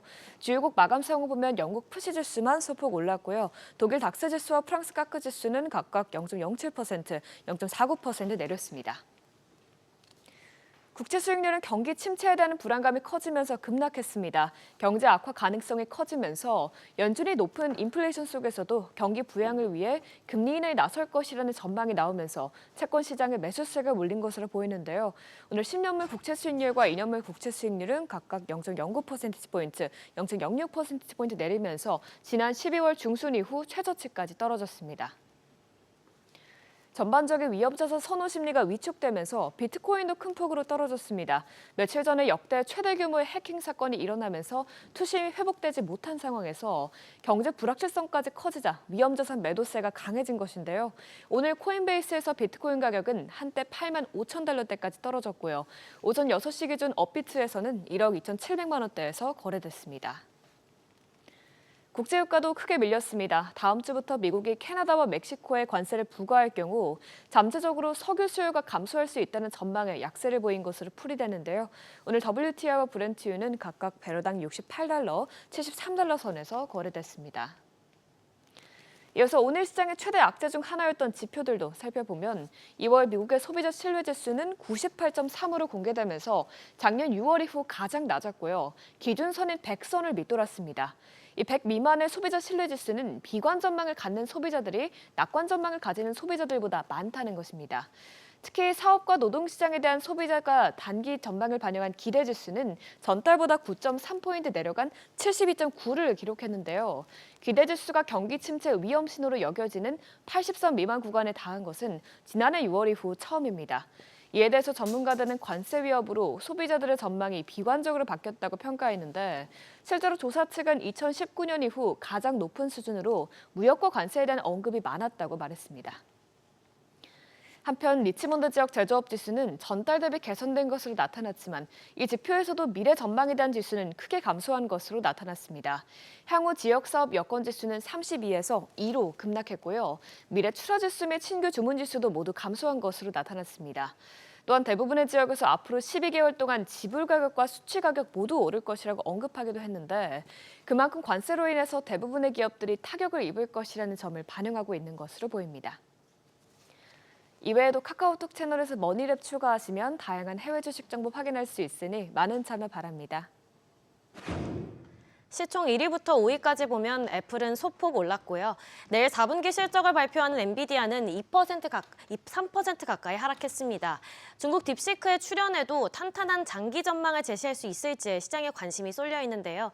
이런 가운데 월가에선 현 주가 수준을 크게 웃도는 목표 주가를 잇따라 제시했습니다. 현재 월가에선 엔비디아의 매출이 380억 달러에 이를 것으로 보고 있는데요. 이에 캔터 피처럴드는 목표 주가 200달러와 비중 확대 등급을 제시했고 에버코어 ISI도 AI 칩의 독보적인 우월성을 강조하며 목표 주가로 190달러를 제시했습니다. 한편 중국에서 딥시크 수요가 증가하면서 중국 기업들이 엔비디아의 저사양 칩 주문을 늘리고 있는데요. 트럼프 행정부의 반도체 수출 규제가 강화되기 전에 미리 재고 확보에 나선 것으로 풀이됩니다. 또 어제 AI 데이터 센터 임대 철회 계획이 보도된 마이크로소프트는 오늘도 1% 넘게 떨어졌고요. 아마존과 알파벳도 모두 하락으로 마감했습니다. 이어서 시총 6위부터 보면 메타는 오늘도 1% 넘게 떨어지면서 6거래일 연속으로 하락했습니다. 또 테슬라는 유럽 내 판매량이 지난달 절반 가까이 하락하면서 9% 가까이 급락했는데요. 시총 1조 달러 선이 무너지면서 8위로 내려왔습니다. 브로드컴도 크게 빠졌고요. 마지막으로 일라일릴리는 비보험 환자들을 위해 체중 감량 약물인 젯바운드의 가격을 일부 인하하고 고용량을 출시했다는 소식이 전해지면서 상승으로 마감했습니다. 그럼 오늘 장에서 가장 뜨거웠던 종목들 살펴보시죠. 먼저 슈퍼마이크로 컴퓨터는 12% 가까이 급락했습니다. 나스닥 상장 폐지를 피하기 위해선 오늘까지 연례보고서를 제출해야 하는데요. 슈퍼마이크로는 작년에 회계부정 의혹이 제기된 이후 제출을 미뤄왔고 이 과정에서 회계감사 법인이 사임하면서 주가가 폭락했었습니다. 이달 초 발표한 예비 실적에서 기한 내에 보고서를 제출할 수 있다고 밝히면서 주가가 다시 급등세를 보였는데요. 그런데 아직까지 관련 내용이 전해지지 않자 주가가 크게 빠진 것으로 분석됩니다. 마이크로 스트래티지도 11.41% 급락했습니다. 최근 사명이 스트래티지로 변경됐는데요. 비트코인이 낙폭을 확대하고 있습니다. 9만 달러 선이 붕괴됐고 한때 8만 5천 달러대까지 떨어졌는데요. 최고가와 비교하면 20% 이상 하락했습니다. 연준의 금리 인하 지연될 가능성이 커지고 또 트럼프 행정부의 관세 폭탄으로 경제적 불확실성이 커진 데 따른 것으로 풀이됩니다. 또한 최근 있었던 바이비트 해킹의 충격이 계속해서 투자 심리를 위축시키고 있는데요. 이런 가운데 회사 측은 최근 채권 발행을 통해 2만여 개의 비트코인을 더 사들였습니다. 매수 추세를 볼 때 조만간 보유량이 50만 개를 돌파할 것으로 전망됩니다. 마지막으로 최근 서학개미의 새로운 픽으로 떠오른 템퍼스 AI는 15% 넘게 급락했습니다. 부진한 4분기 실적을 발표했는데요. 조정 순손실은 전년 동기보다 개선됐지만 매출이 아쉬웠습니다. 2억 1천만 달러로 전년 동기 대비 36% 증가했지만 예상치인 2억 3천만 달러를 밑돌았는데요. 유전체와 데이터 사업 부문 매출이 호조를 보였는데도 총 매출이 실망감을 자아내면서 주가가 빠진 것으로 풀이됩니다. 이어서 서학개미 브리핑입니다. 어제 5위로 내려왔던 TSLL이 매수 규모를 늘리면서 오늘 한 계단 올라왔습니다. 이처럼 테슬라의 주가와 서학개미의 움직임은 반대로 가고 있는데요. 주가 급락을 매수 신호로 보고 있죠. 전문가들은 테슬라의 1분기 실적이 저조할 것으로 예상되는 만큼 모멘텀이 하반기에 올 거란 입장인데요. 앞으로의 흐름 지켜보셔야겠습니다.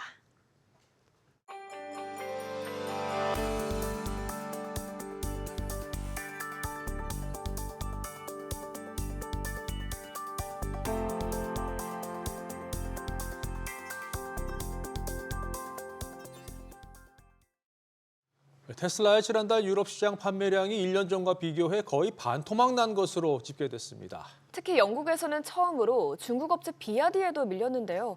자세한 내용 취재기자 연결해 알아보겠습니다. 최나리 기자. 네, 최나리입니다. 테슬라 유럽 판매량 구체적으로 얼마나 줄었죠? 네, 지난달 유럽 내 테슬라 신차 등록 대수는 9,900여 대로 지난해 같은 기간보다 45% 줄었습니다. 독일과 프랑스에서의 판매량은 1년 전보다 60%가량 감소했고 스웨덴과 노르웨이 등에서도 큰 폭으로 줄었습니다. 특히 영국에서는 처음으로 중국 업체 비아디보다 판매량이 적었습니다. 같은 기간 유럽 시장의 전체 전기차 판매는 37% 늘었는데도 테슬라 판매는 눈에 띄게 꺾였는데요. 블룸버그 통신은 테슬라가 지난해 말 판매 확대에 집중해 올 들어 일부 시장에서 재고 부족 문제를 겪었을 가능성이 있다면서 모델 Y 신형 출시에 따른 조립 공정 변화도 생산과 판매에 영향을 줬을 수 있다고 분석했습니다. 이외에도 외신들은 일론 머스크가 유럽 정치에 개입해 극우 정당을 지지하는 등의 행보를 보인 점도 소비자 외면을 불러일으킨 요인으로 꼽고 있습니다. 네, 악재 연속인데 테슬라 주가는 큰 폭으로 떨어졌죠. 그렇습니다. 테슬라 주가는 전날보다 8% 넘게 내려가며 302달러 80센트의 거래를 마쳤습니다. 올 들어 주가가 25%가량 빠진 가운데 시가총액은 약 9,740억 달러를 기록했습니다. 테슬라 시총이 1조 달러 아래로 떨어진 건 지난해 11월 이후 약 석 달 만입니다. SBS 비즈 최나리입니다.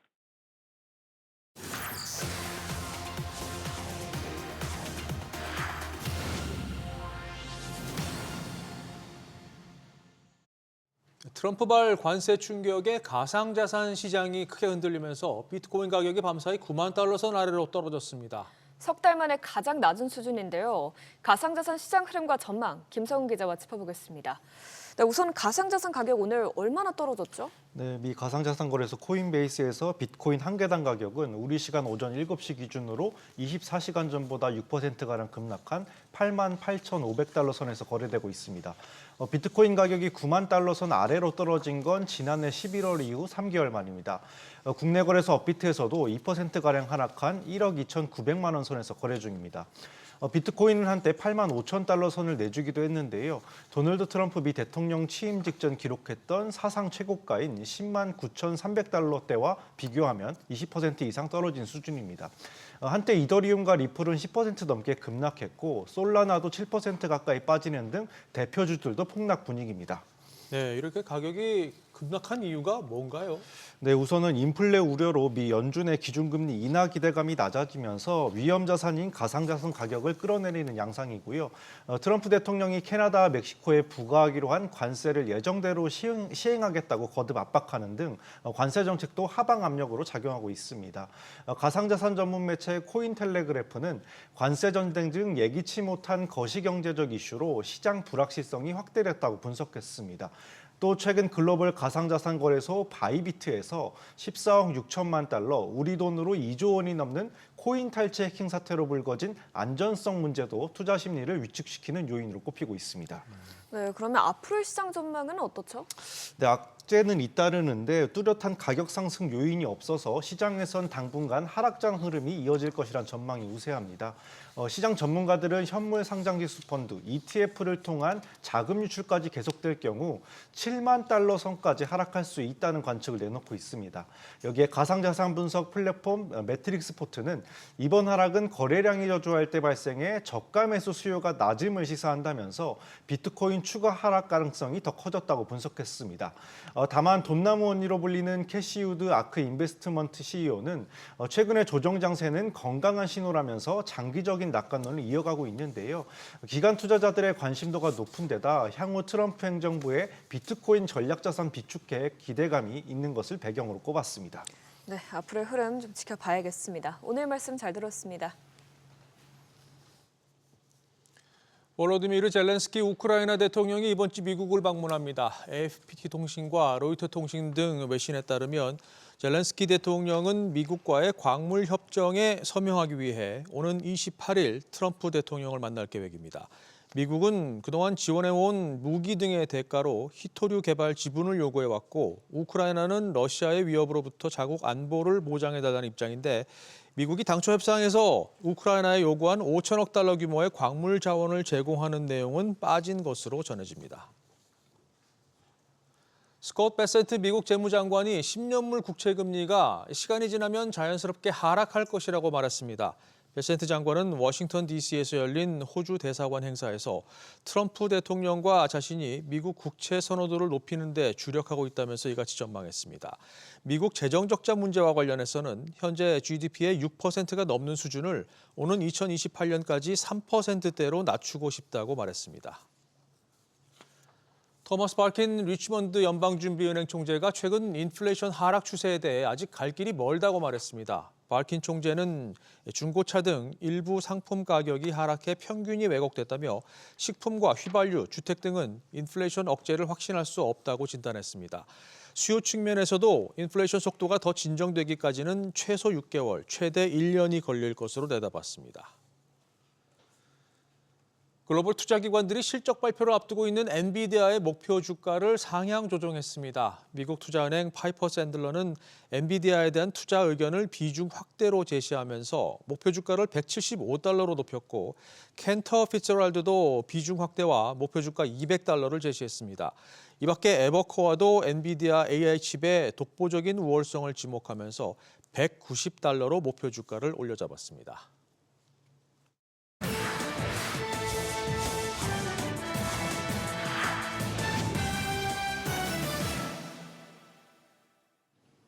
외신이 주목한 주요 이슈들 글로벌 비즈에서 짚어보겠습니다. 매체별 헤드라인부터 보시죠. 먼저 로이터 통신입니다. 빠르게 재편되는 AI 각축장에서 중국 딥시크의 질주를 눈여겨봤습니다. 차기 모델을 앞당겨 공개하기로 했고요. 포춘지는 딥시크 효과로 중국 기업들이 엔비디아의 저가 칩을 사재기에 나서고 있다는 소식 전했습니다. 유독 중국 관련 기사가 많은 하루였는데요. 파이낸셜 타임즈는 미국의 제재에도 화웨이의 AI 칩 수율이 크게 올랐다는 소식을 예의주시했습니다. 니온 기자의 신문은 한국에서 반도체 핵심 소재를 만들기로 한 일본 스미토모 화학 소식을 짚었고요. 마지막으로 뉴욕타임즈, 무소불위 머스크를 정조준하고 나선 미국 법원 이야기 다뤘습니다. 하나씩 자세히 들여다보죠. 저비용 고효율, 이른바 가성비 AI를 선보이며 세계를 깜짝 놀라게 한 딥시크가 예정보다 빠르게 차기 모델을 공개하기로 했습니다. 차기 추론 모델인 R2를 당초 계획했던 5월 초보다 가능한 빨리 출시한다는 계획인데요. 한층 더 강화된 코딩 생성과 더불어 영어 외 언어로 추론도 가능할 것으로 기대를 모으고 있습니다. 딥시크는 잇따라 신제품을 출시하며 경쟁자들의 추격을 따돌리고 있습니다. 지난해 12월 V3를 선보인 데 이어 한 달도 채 되지 않아 트럼프 취임일에 맞춰 챗GPT와 어깨를 나란히 한다는 평가를 받는 R1을 그것도 오픈소스로 공개 시장에 충격을 안겼고요. 이번에도 한 템포 빠르게 차기 모델이 공개되면 AI 우위를 국가적 우선 과제로 내세운 미국 정부를 또 한 번 긴장시킬 것으로 보입니다. 중국에서 딥시크에 대한 수요가 폭발적으로 늘어나는 가운데 현지 기업들이 엔비디아의 저사양 칩 H20 주문을 늘리고 있는 것으로 전해졌습니다. 텐센트와 알리바바, 바이트댄스 등 빅테크 공룡 외에도 헬스케어나 교육 분야에서의 비교적 영세한 기업들까지 너나 할 것 없이 딥시크 모델과 엔비디아 H20 칩을 갖춘 AI 서버 구매에 나서고 있는데요. 화이트오크 캐피털 파트너스는 딥시크의 등장 당시 많은 이들이 연산 능력 수요가 정체되거나 줄어들 수 있다 오판했다며 실제로는 AI 모델들이 일상생활에 더 깊게 스며들었고 추론 수준의 연산 수요가 기하급수적으로 늘었다 짚었습니다. 늘어난 수요와 더불어 여기에 트럼프 행정부가 저사양 칩에 대한 규제도 강화할 것이란 전망이 나오자 중국 기업들이 앞다투어 사재기에 나서면서 덕분에 엔비디아가 반사이익을 톡톡히 누리는 모습입니다. 미국의 규제에도 불구하고 중국 화웨이가 첨단 AI 반도체 생산 수율을 2배로 높였다는 분석이 나왔습니다. 보도에 따르면 40% 가까이 향상됐는데요. 성능 면에서도 한 단계 발전한 어센드 910C 프로세서를 선보여 주목을 받았는데 수율도 함께 높아지면서 이제 수익성을 확보하는 단계까지 올라왔습니다. 전문가들은 비슷한 성능의 엔비디아 H100 칩을 만드는 TSMC의 수율이 60%대인 걸 감안하면 화웨이가 충분히 상용화에 나설 가능성이 있다 짚었는데요. 그러면서 AI 산업 자립에 필요한 컴퓨팅 인프라를 구축하려는 중국의 목표가 한 걸음 더 가까워졌음을 의미한다 평가했습니다. 일본 스미토모 화학이 그동안 오사카 공장에서만 생산해왔던 반도체 핵심 소재 포토레지스트를 한국에서도 제조하기로 했습니다. 향후 극자외선과 불화 아르곤 포토레지스트를 생산할 방침인데요. 생산 확대를 위해 한국과 일본에 약 300억엔, 우리 돈 2,900억 원을 투자할 계획입니다. 한국의 최첨단 반도체를 제조하는 대형 회사들이 있는 만큼 현지 수요에 대응하는 한편 생산 거점을 분산하겠다는 취지로 읽히는데요. 다만 아직 구체적 장소와 개시 시점은 거론되지 않았습니다. 스미토모 화학은 반도체 제조에 사용되는 세정약품 공장도 전북 익산에 지어 내후년부터 가동할 것으로 알려졌는데 포토레지스트는 일본 기업이 세계 시장 점유율을 장악한 분야로 일본 JSR도 지난해 11월 충북 청주에서 메탈 포토레지스트 공장 기공식을 열기도 했습니다. 머스크가 정부 효율부를 통해 초법적 권한을 휘두른다는 논란과 관련해 연방 판사가 위헌 소지를 언급했습니다. 연방정부기관 수장을 임명할 때는 대통령의 지명과 상원의 인준 절차를 거치도록 한 헌법 조항이 위배됐을 가능성을 살필 것임을 시사한 건데요. 머스크는 정부 효율부의 수장으로 알려져 있지만 정작 공식 지명이나 인준은 받지 않았습니다. 실제로 공판에서도 정부 측 변호사는 재판부의 거듭된 질문에도 부처의 수장이 누군지 구체적으로 답하지 못했고요. 머스크의 역할이 무엇인지를 묻는 말에는 수장이 아닌 것은 물론이고 고용인조차 아니다라고 답했습니다. 뉴욕타임즈는 구속력 있는 판결의 일부는 아니었지만 머스크의 조직이 문제에 봉착할 수 있다는 점을 보여줬다 평가했는데요. 반면 월가의 황제로 불리는 제이미 다이먼 JP모건 CEO는 머스크의 힘을 실어줬습니다. 기존 정부가 비효율적이고 그리 유능하지 않다며 머스크의 연방정부 개혁 노력이 성공하길 바란다 말했는데요. 무소불위 머스크를 두고 안팎에서 잡음이 더욱 심해지는 요즘입니다. 지금까지 글로벌 비즈였습니다.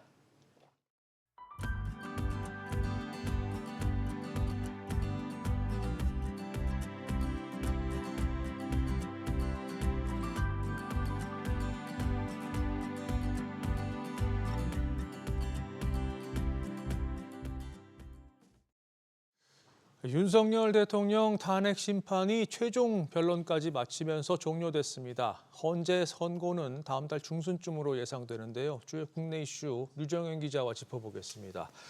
유 기자, 일단 윤 대통령이 최후 진술에서 일단 사과를 했습니다. 네, 그렇습니다. 어젯밤 10시 14분쯤 윤석열 대통령의 최종 변론인 11차 변론이 8시간 만에 끝나면서 약 3개월 만에 탄핵 심판 변론 절차가 마무리됐습니다.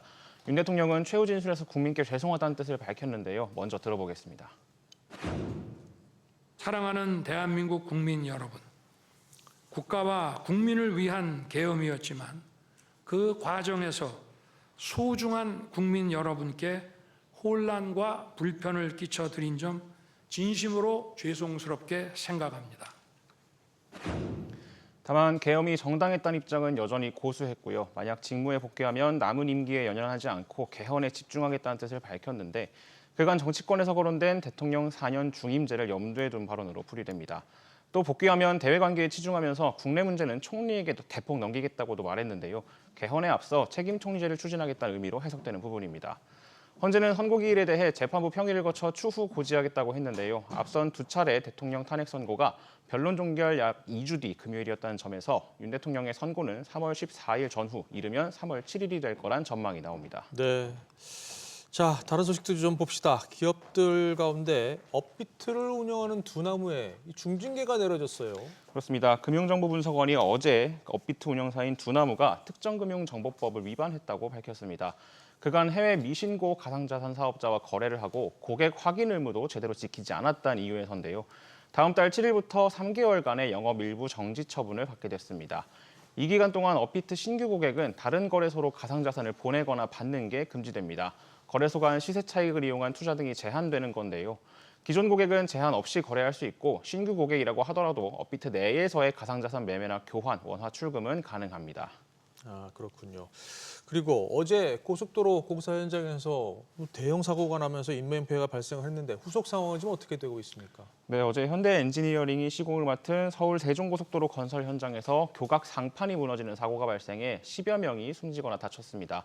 지난해 5월 전남 무안군 아파트에서 무더기 하자가 발견돼 대국민 사과를 한 지 10개월 만에 또 문제가 발생한 건데요. 고용노동부는 즉시 산업안전보건법과 중대재해처벌법 위반 여부를 조사하겠다고 밝혔습니다. 조사 후 실제 위반 여부가 드러나면 영업 정지 처분을 받을 수도 있습니다. 그렇군요. 알겠습니다. 류정현 기자 잘 들었습니다. 정부가 17년 만에 해제할 수 있는 그린벨트 총 면적을 확대합니다. 지역 경제를 살리기 위한 조치인데 여의도 면적의 15배 크기에 달합니다. 윤지혜 기자가 보도합니다. 정부가 이번에 해제하기로 한 개발 제한 구역 그린벨트는 모두 42제곱킬로미터 15곳입니다. 부산 김해공항에 조성 예정인 제2 에코델타시티를 비롯해 광주 미래차 국가산단, 유벨리 사업단지, 창원 진해신항 항만배후단지 등이 포함됐습니다. 자동차 수소 2차 전지 등 산업물류단지가 10곳에 달합니다. 그동안 해제가 불가능했던 환경평가 1, 2등급지도 포함이 됐는데 2000년 그린벨트 총량제가 실시된 이후 그린벨트 총량 예외를 인정한 건 이번이 처음입니다. 2008년 이후 17년 만에 해제할 수 있는 그린벨트 총 면적을 확대합니다. 이를 통해 국가 및 일반 산단, 물류단지, 도시개발 사업 등 국가와 지역의 다양한 전략 사업을 적극 뒷받침하겠습니다. 국토부는 이번에 선정된 사업지를 토지거래 허가구역으로 지정해 이상거래 등을 모니터링하겠다고 밝혔습니다. 아울러 관계기관 협의와 예비 타당성 조사 등 행정 절차를 거쳐 이르면 내년 상반기부터 순차적으로 그린벨트 해제에 돌입할 예정입니다. SBS 비즈 인지입니다.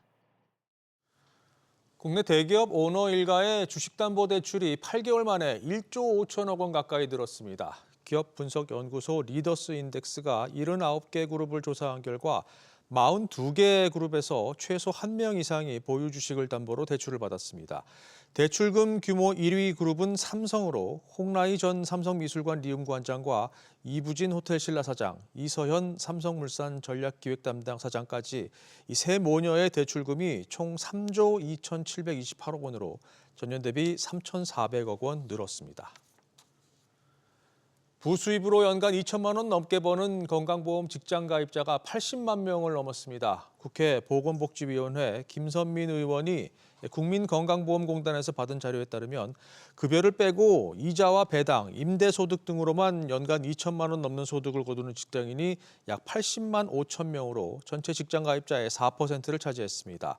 월급 외 소득의 매기는 소득 월액 보험료 부과 기준 강화로 보수 외 보험료를 내는 직장 가입자는 지난 2019년 19만 4천여 명에서 2023년 66만 2천여 명으로 4년 사이 3배 넘게 늘었습니다.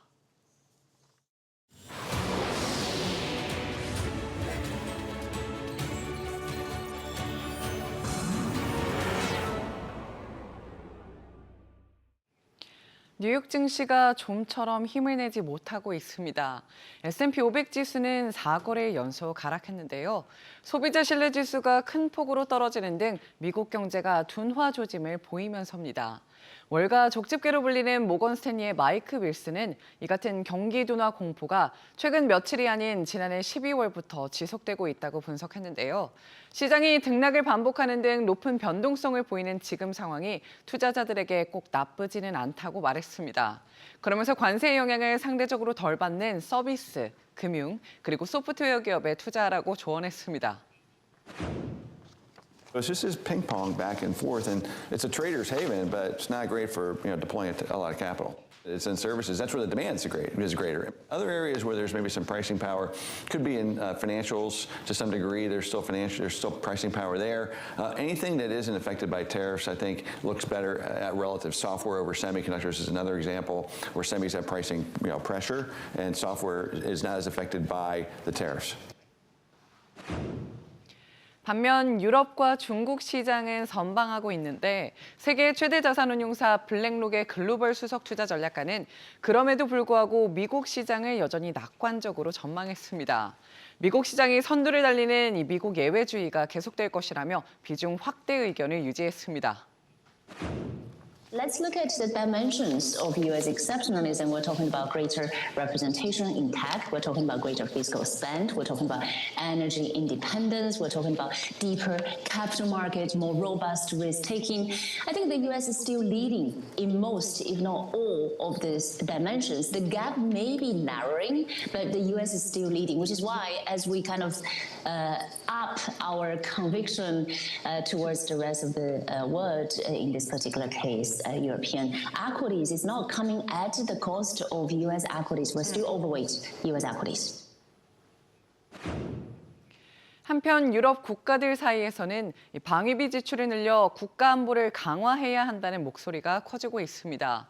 유럽 방위 산업에 훈풍이 부는 배경이기도 한데요.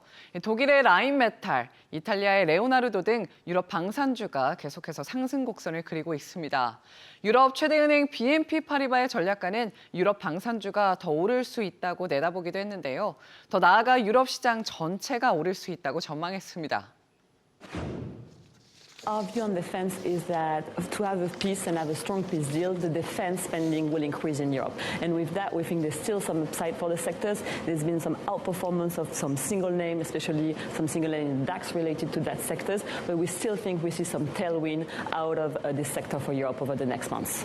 Our view within the equity market is that there's been really a blue sky scenario for European equities so far this year. We've got better earnings than fear. We had a bit of inflection in the PMIs. We had the weaker euro. We've got the central bank that is cutting right into Europe. And we've got also this hope around the peace deal. And we think this will continue kind of to drive equity markets. 이 같은 미국 시장 부진에는 최근 AI에 대한 투자 심리가 위축된 영향도 한몫을 차지하고 있습니다. 곧 발표되는 AI 거물 엔비디아의 실적에 관심이 쏠리는 배경인데요. 중국 딥시크의 등장에도 불구하고 탄탄한 전망을 제시할 수 있을지 주목이 됩니다. 뱅크 오브 아메리카의 수석투자 전략가는 딥시크의 등장으로 미국 기술주에서 중국 기술주로의 로테이션이 일어나고 있다고 분석하기도 했는데요. 다만 일시적인 현상에 불과하다고 일축했습니다. Temporarily, DeepSeek, has basically caused a peak in that story, because, if you think about, everyone is just all in on AI, but all in on US AI. And so you've got this story where, the concentration of the US market is such that you've got 7 stocks now, the Magnificent Seven, and they're worth $18 trillion. Suddenly DeepSeek comes along, it's like, well, wait a minute, we've got no Chinese, tech. And you look at the Fab 4 or whatever they're called in China, the BATX, that's $1 trillion of market cap. So I think there's definitely rotation out of US tech into Chinese tech.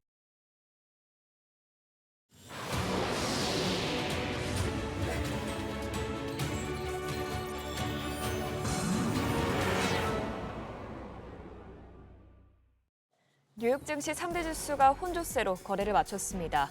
트럼프 대통령의 관세 불확실성에 미국 소비자 신뢰 지수가 지난 2021년 이후 가장 큰 낙폭을 기록하면서 기술주 투매로 이어졌습니다.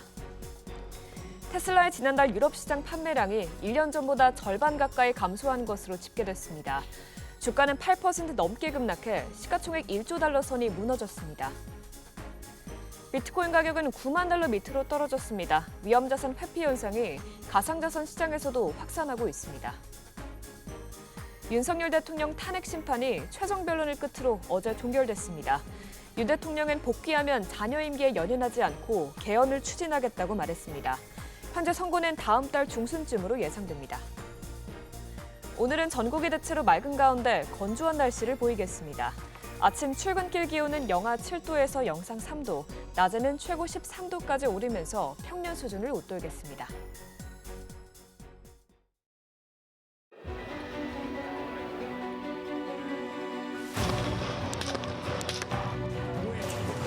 moment and felt something hit me really.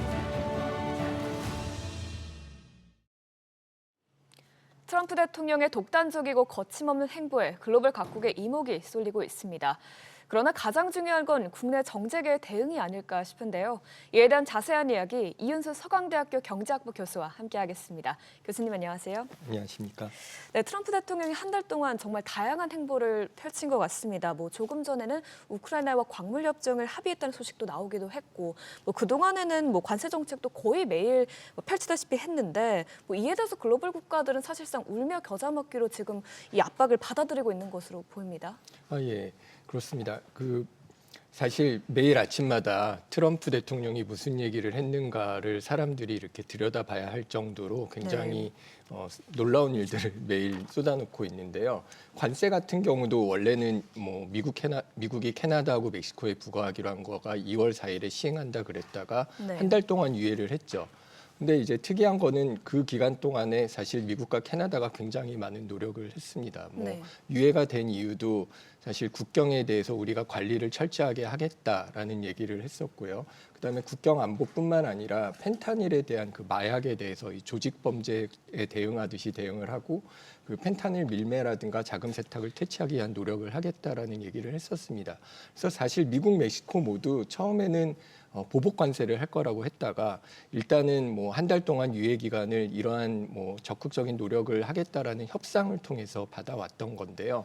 근데 이제 재밌게 된 것은 사실은 기대를 예상을 못했던 것은 아니지만 얼마 전 마크롱 대통령과의 기자회견에서 우리는 예정대로 한 달 뒤인 이제 3월 4일 날 관세를 다시 재개할 것이다라고 얘기를 한 거죠. 네, 맞습니다.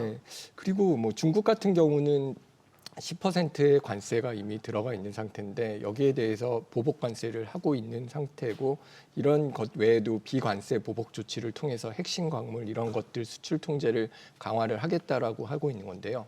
어떤 관세를 통해서 미국 산업을 보호하는 것뿐만 아니라 어떤 그 말씀하셨던 우크라이나와의 광물 협정 등을 통해서 미국 산업을 어떤 면으로 계속 강하게 만들려는 노력을 계속하고 있는 것 같습니다. 네.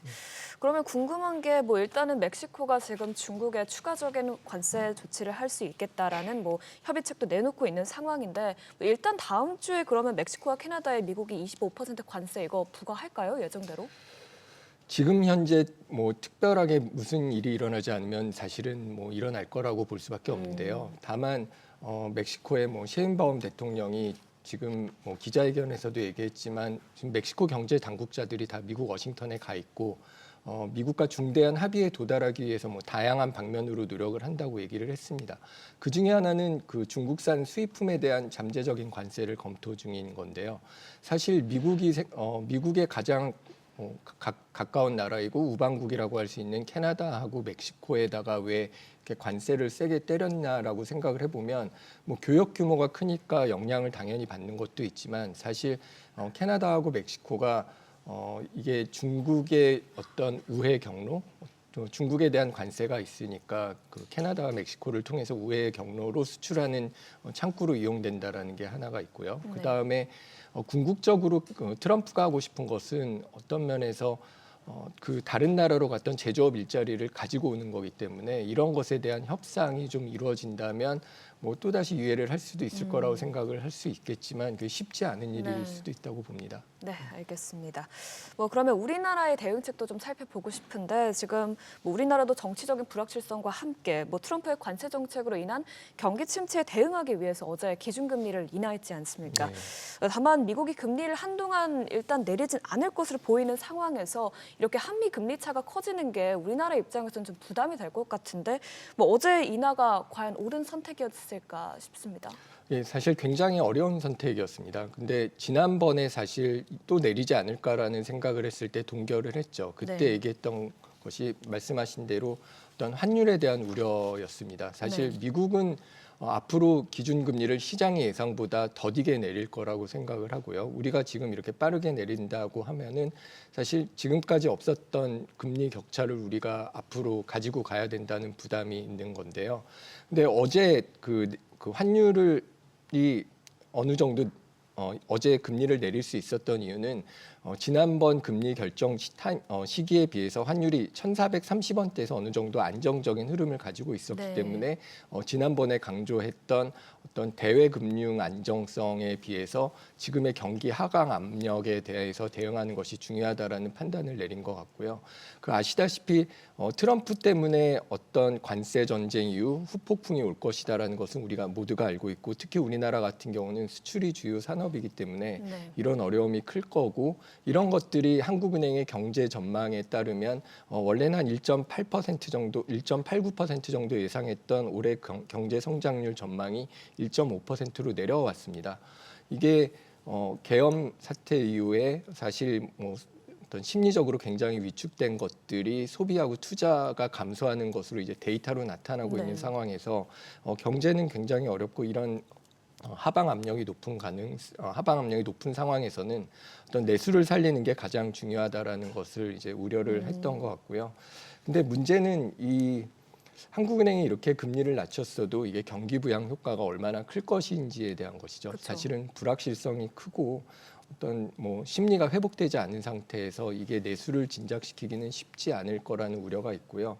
특히 말씀하셨던 것처럼 미국과의 금리 격차가 벌어져 있는 상황에서는 환율에 대한 부담이 계속 될 거고요. 그다음에 이게 가계대출 일부 부동산 시장이 지금 또 토지거래 허가제가 풀리면서 좀 들썩거리고 있는데 이런 것들을 어떤 금리 인하가 가계부채를 자극해서 대외적인 금융 안정성뿐만 아니라 대내적인 금융 안정성을 자극하지 않을지도 주의 깊게 살펴봐야 될 것 같습니다.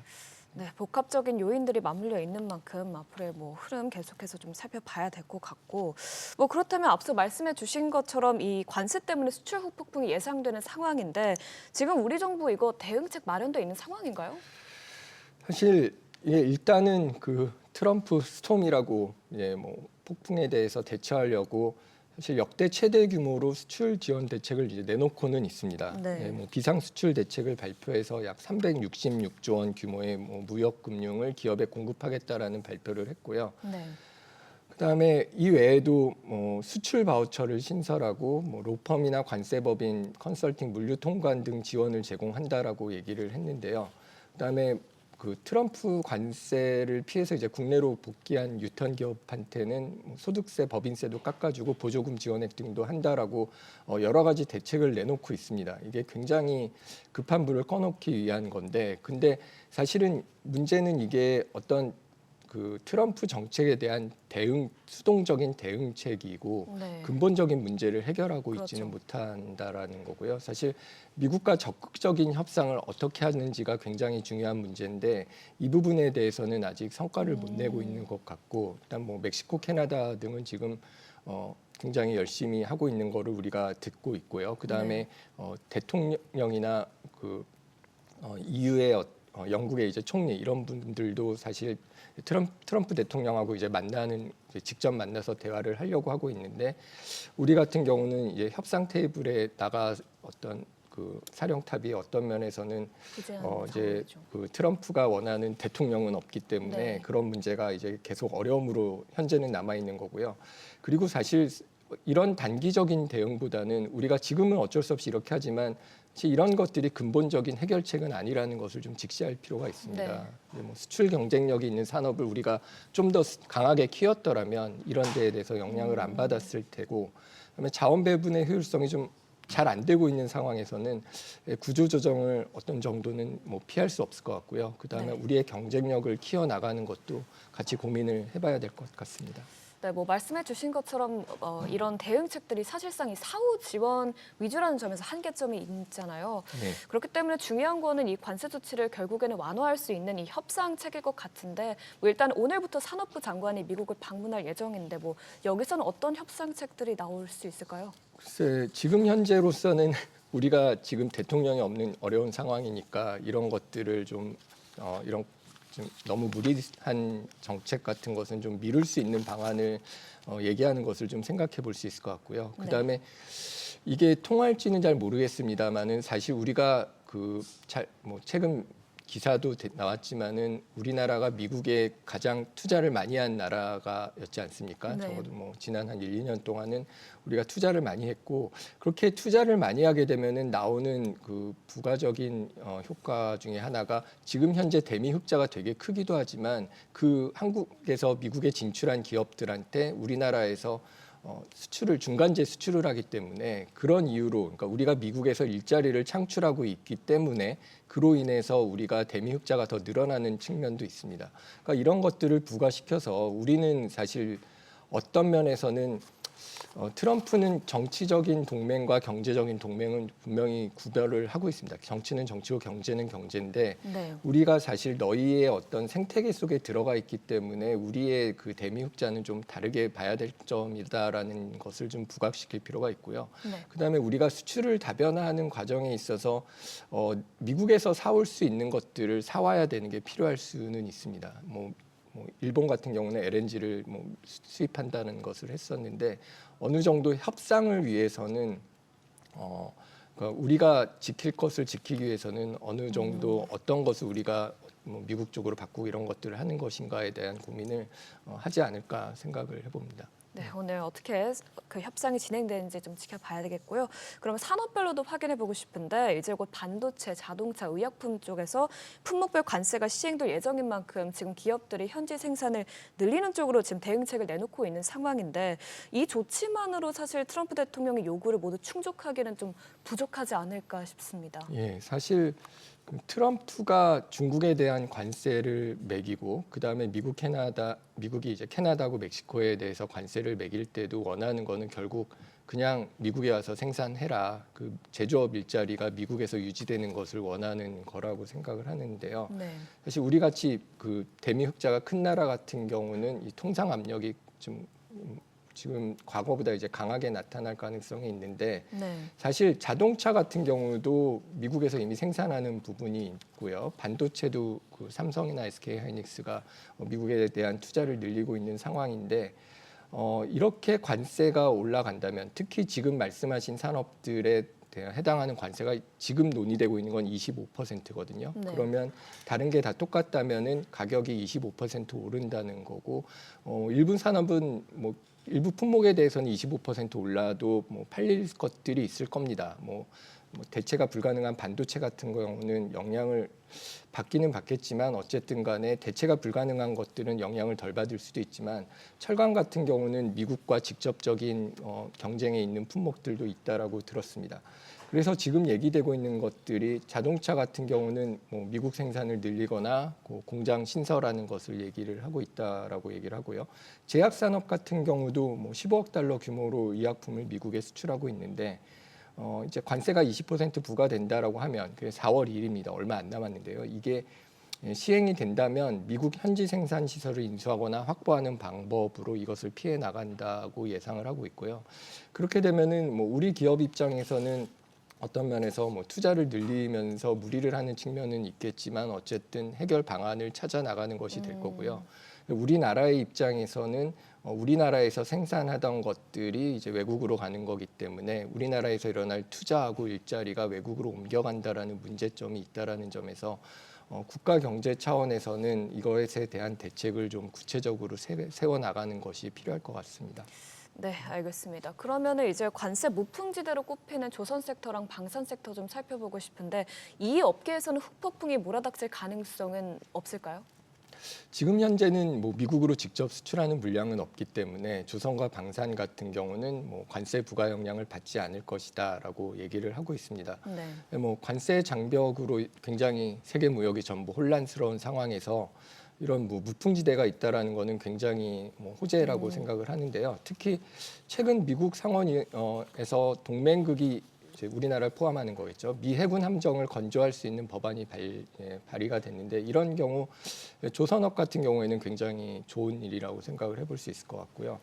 특히 조선업은 뭐 트럼프 정부에서 수시로 협력 대상이라고 언급이 됐던 부분이고, 그 다음에 관세 위협으로 인해서 자국 우선주의가 부과되면서 방산업 같은 경우도 이제 뭐 수혜를 받을 수 있다라는 얘기를 하는데 이 경우는 뭐 수출할 경우는 뭐 관세의 대상이 될지 미국 이런 것들에 대해서는 좀 고민을 해볼 필요가 있을 것 같고요.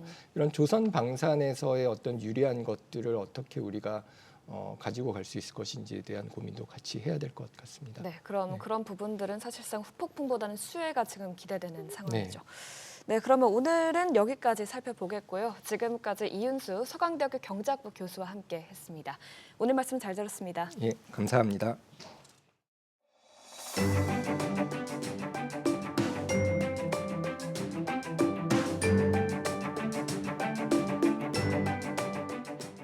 안녕하세요. K웨더 라이프스타일 예보 박유라입니다. 오늘 호흡기 건강에 주의가 필요합니다. 황사가 발원하면서 공기질이 나쁘겠는데요.